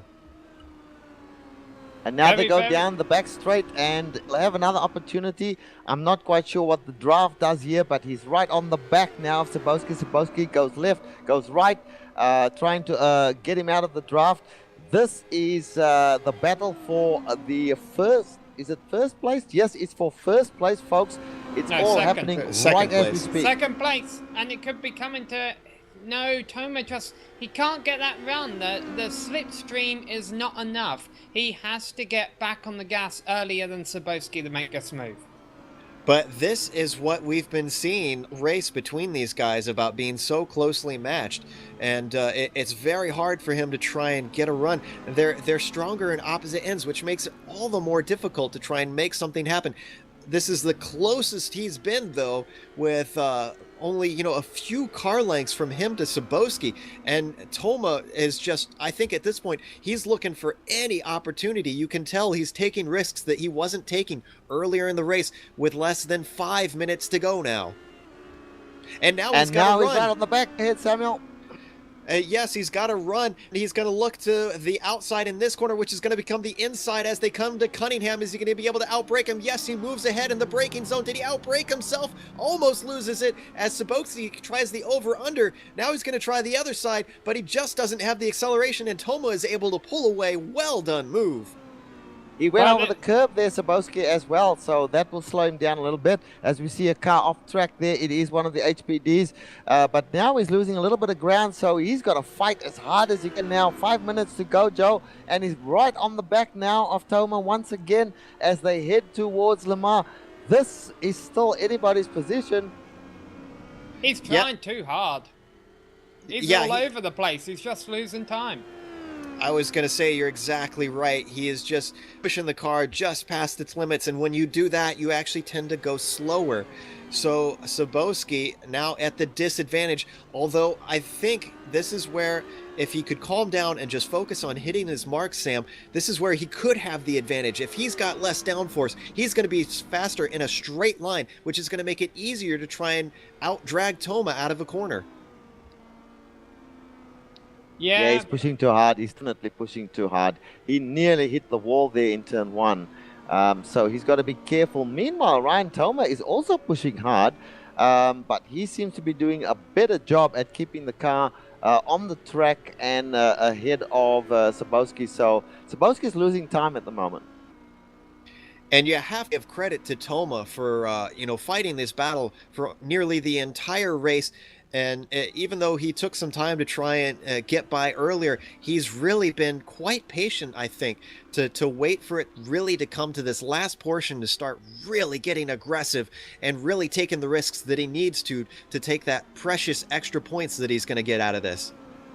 Absolutely, and also the pleasure of beating an opponent. Sorry, Samuel, go ahead. Again. Yeah, I was about to make a report that Kayleen Hoy and Lawrence Stanton have been involved in collisions in the last couple of laps. But Stephen Ellis, while going by the damaged car of Lawrence Stanton just over... okay, yeah, there he goes. He goes by him, then overshoots his mark, too much rear brake, and slight tap into the wall, should still be able to pull off a second place finish. Yeah, with third place being a whole lap down, I don't think he has much to worry about there. But I'm looking the way that's the rear end has snapped out from under him so many times. In fact, I think he's damaged the way that car handles. It looks like it's wobbling just a little bit as he accelerates now. It looks like he's just got an ill handling setup when it gets to the end of this stint here. It just has been fighting him the whole way in this last like 15 minutes or so. You know, Joe, I think that you hit the nail on the head earlier where you said it's been a long race. You're coming towards the end. In many cases, guys are just thinking, let's get this over with. And he's been making a lot of mistakes at the tail end of this race, and he's got no chance of catching Ryan Worley right now. But let's get back to the battle for Sebring and Toma, Samuel. Yes, we'll do that, but it's really not much of a battle right now. Meanwhile, Andy Fuller, the leader, just crossed the line. We had about 2.5 minutes left, so I think that would be your to-the-go mark right there. And I'm still watching Lawrence Stanton's car, just feeling bad for him right now. And this is really where car selection, as Ryan Toma, I'm sorry to be switching over the place, where Ryan Toma almost spinned it, but he didn't. But this really, Joe, is where car selection can come into play. Lawrence Stanton has picked HPD, really had not the worst race in the world, but he's going to come up just short. He's going to come up 8th place in HPD and get no points. Meanwhile, Kayleen Hoy, who is racing in the Corvette, has been had an incident-filled race, but she's going to come home with a 5th place finish and actually get to pick up 10 points out of this. Well, let me tell you, Kayleen Hoy is going at about 4 miles a fortnight at the moment. She is definitely struggling to even keep the car on the track. But you're quite right. She's going to get points. But look, there's only another lap in it. When they finish this lap, I'm pretty sure they'll be getting the white flag for the leaders. Andy Fuller and David Warner, what can we say, Joe? Great race from those guys. Absolutely. Great race from all 3 class leaders at this point. Even though Ryan Worley has had to fight hard and maybe made a few mistakes along the way, it looks like he might be able to make it happen. It is not over yet for any of them. Even Ryan Toma, who, as you mentioned, he made a little bit of a mistake, and Sebring is only about 2 seconds back. So, you know, if Ryan has a spin, that's that position. Second is gone. So he's got to hold on to it in this last lap, although Sebring goes wide. Sebring right there went very wide out of the hairpin. With Ryan Worley, who must have had his heart in his mouth right there, thinking, oh my God, I'm going to hit him. It didn't happen, thankfully, and everyone continues as they were. The white flag is out, and Andy Fuller is leading the race with 1:32 back to Ryan Toma. Almost an entire lap for these guys. It is. He's like 2 cars in front of him. So these guys are looking at possibly getting, or they almost would have gotten lapped if they had just a little bit more time. But Andy Fuller is coming around to the last few portions of this track now, going through these fast left-handers up to this little twisty bit, these couple of S's of 15 and 16. Then he's going to enter Le Mans. It's going to be 2 corners left here as he goes through this right-hander. Now the long back stretch with the checkered flag waiting for him after 2 hours of driving with no cracks showing in his armor. Andy Fuller looks like he's pretty much got the win wrapped up here unless absolute tragedy happens. Just runs his way through Sunset up to the line. This is going to be it. Andy Fuller is going to take the win here in the 3rd round of the Northwest Majors and wins at the 120 minutes of Sebring. Yeah, and meanwhile, Ryan Toma and the guys behind him, Matthew Sebring, they still have to go all the way around. David Warner is about halfway around the track. He's going through the S's now. coming onto the back straight. So he will be finishing his race past the line next time. Another great finish from a very, very competent driver in David Warner. Absolutely. As you mentioned, coming down the back stretch, one more corner to go for him.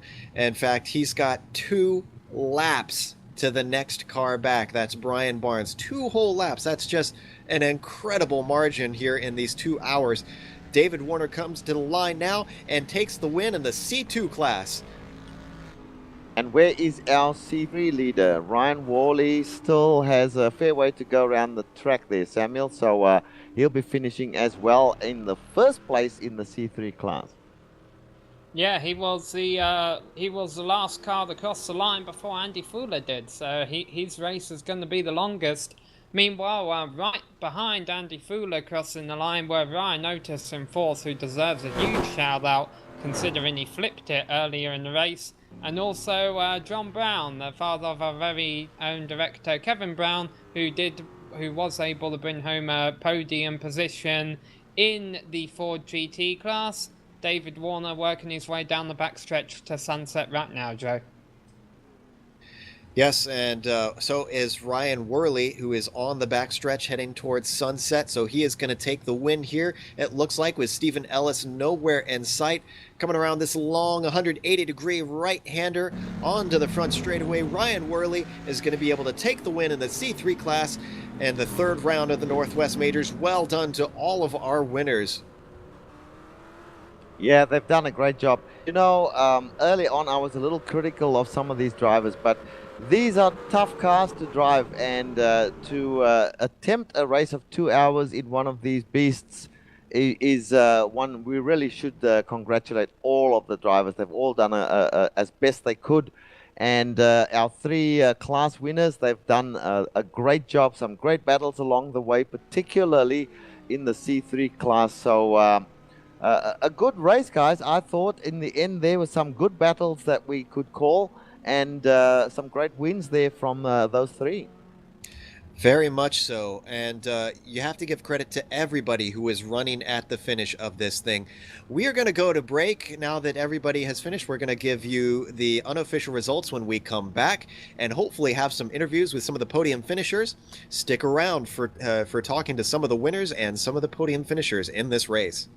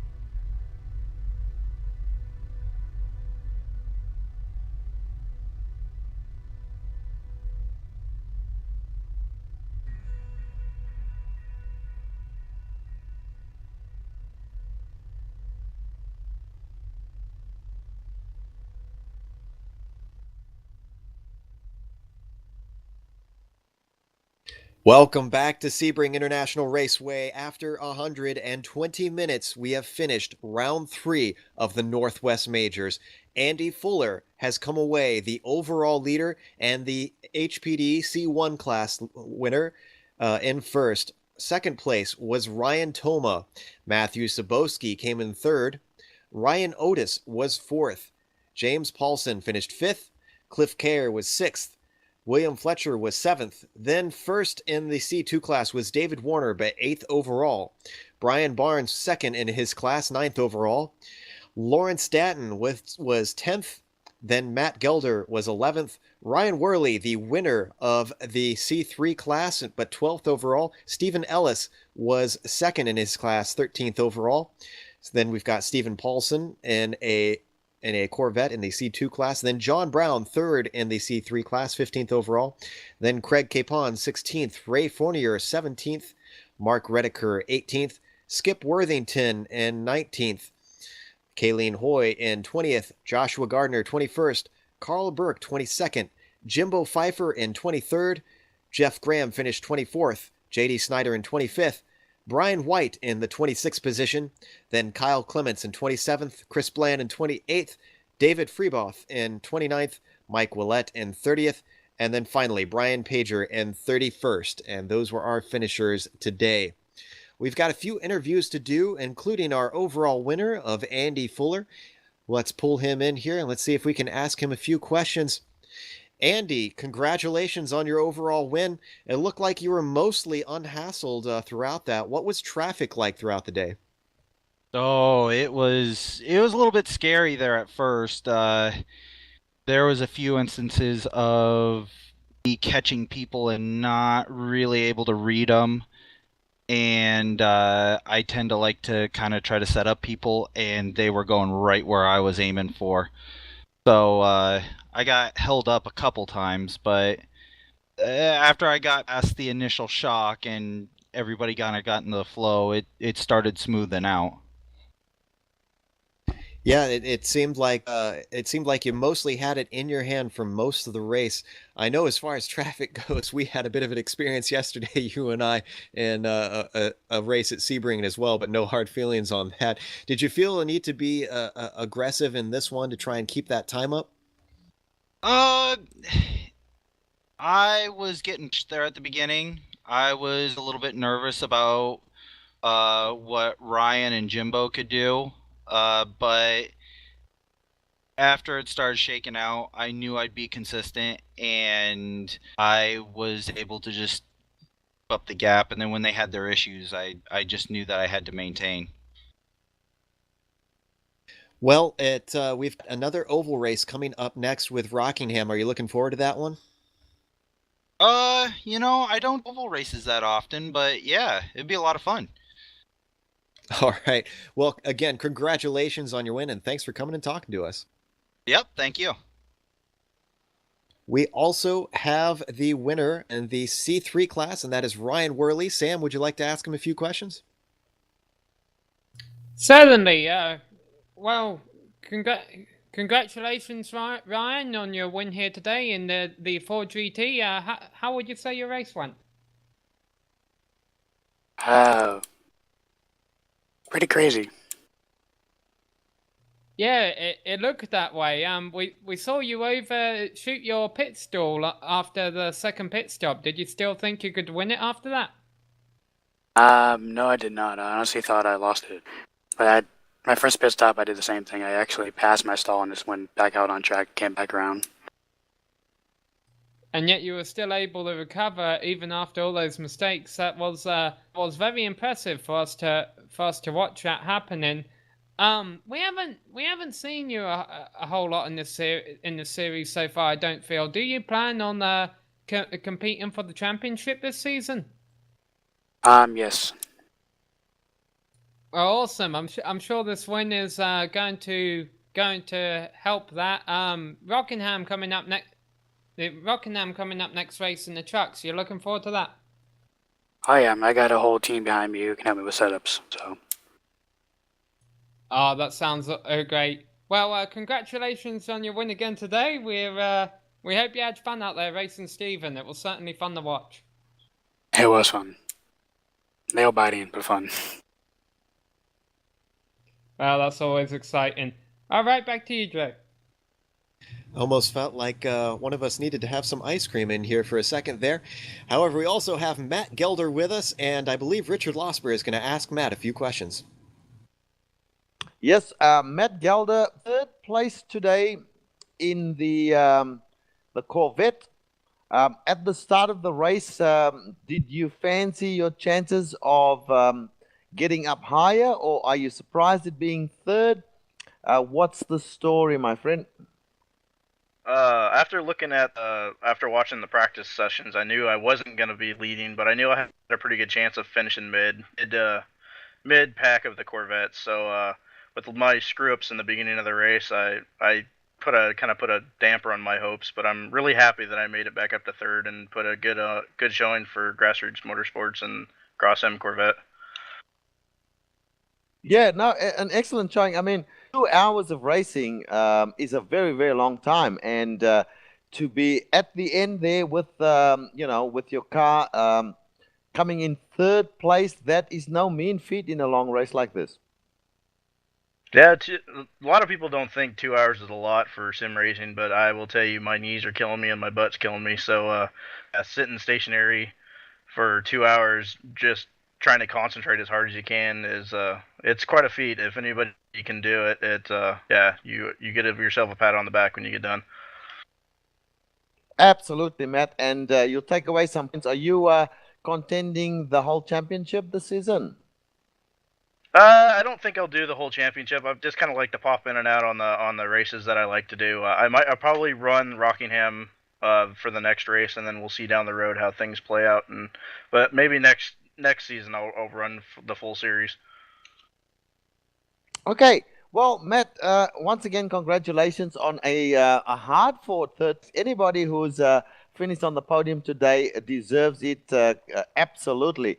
And hopefully we'll see you down the track on one of the other races or in one of the other races of the series. Thank you for talking to us, and back to you, Joe. Up next, we have Stephen Ellis to talk to. Stephen finished second in his class in the C3 class. However, it was a close battle, Stephen, for just about the entire race between you and Ryan. And then towards the end, we started to see some mistakes show. Were you getting tired, or what was happening towards the end there when you had some spins?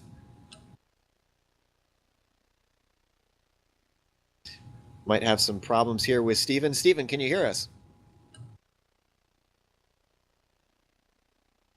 Unfortunately, it sounds like we might have some issues here with Stephen. So let's pull in another one of our drivers who did very well in the C3 class, and that would be John Brown, who was managed to take a podium, third place finish in C3. John, I have to imagine you're pretty pleased with that one. Yeah, I'm pretty stoked. It's my first finish in an endurance race, so seems like things finally starting to come together a little bit.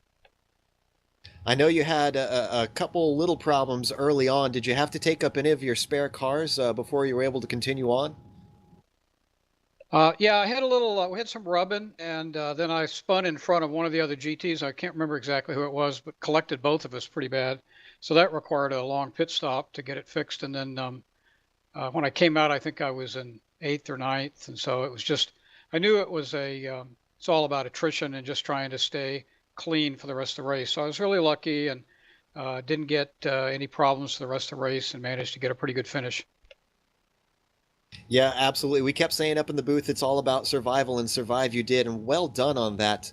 I know we keep asking this, but I'm very curious with everyone with the variety of races. Are you going to take part in Rockingham at the oval race next time?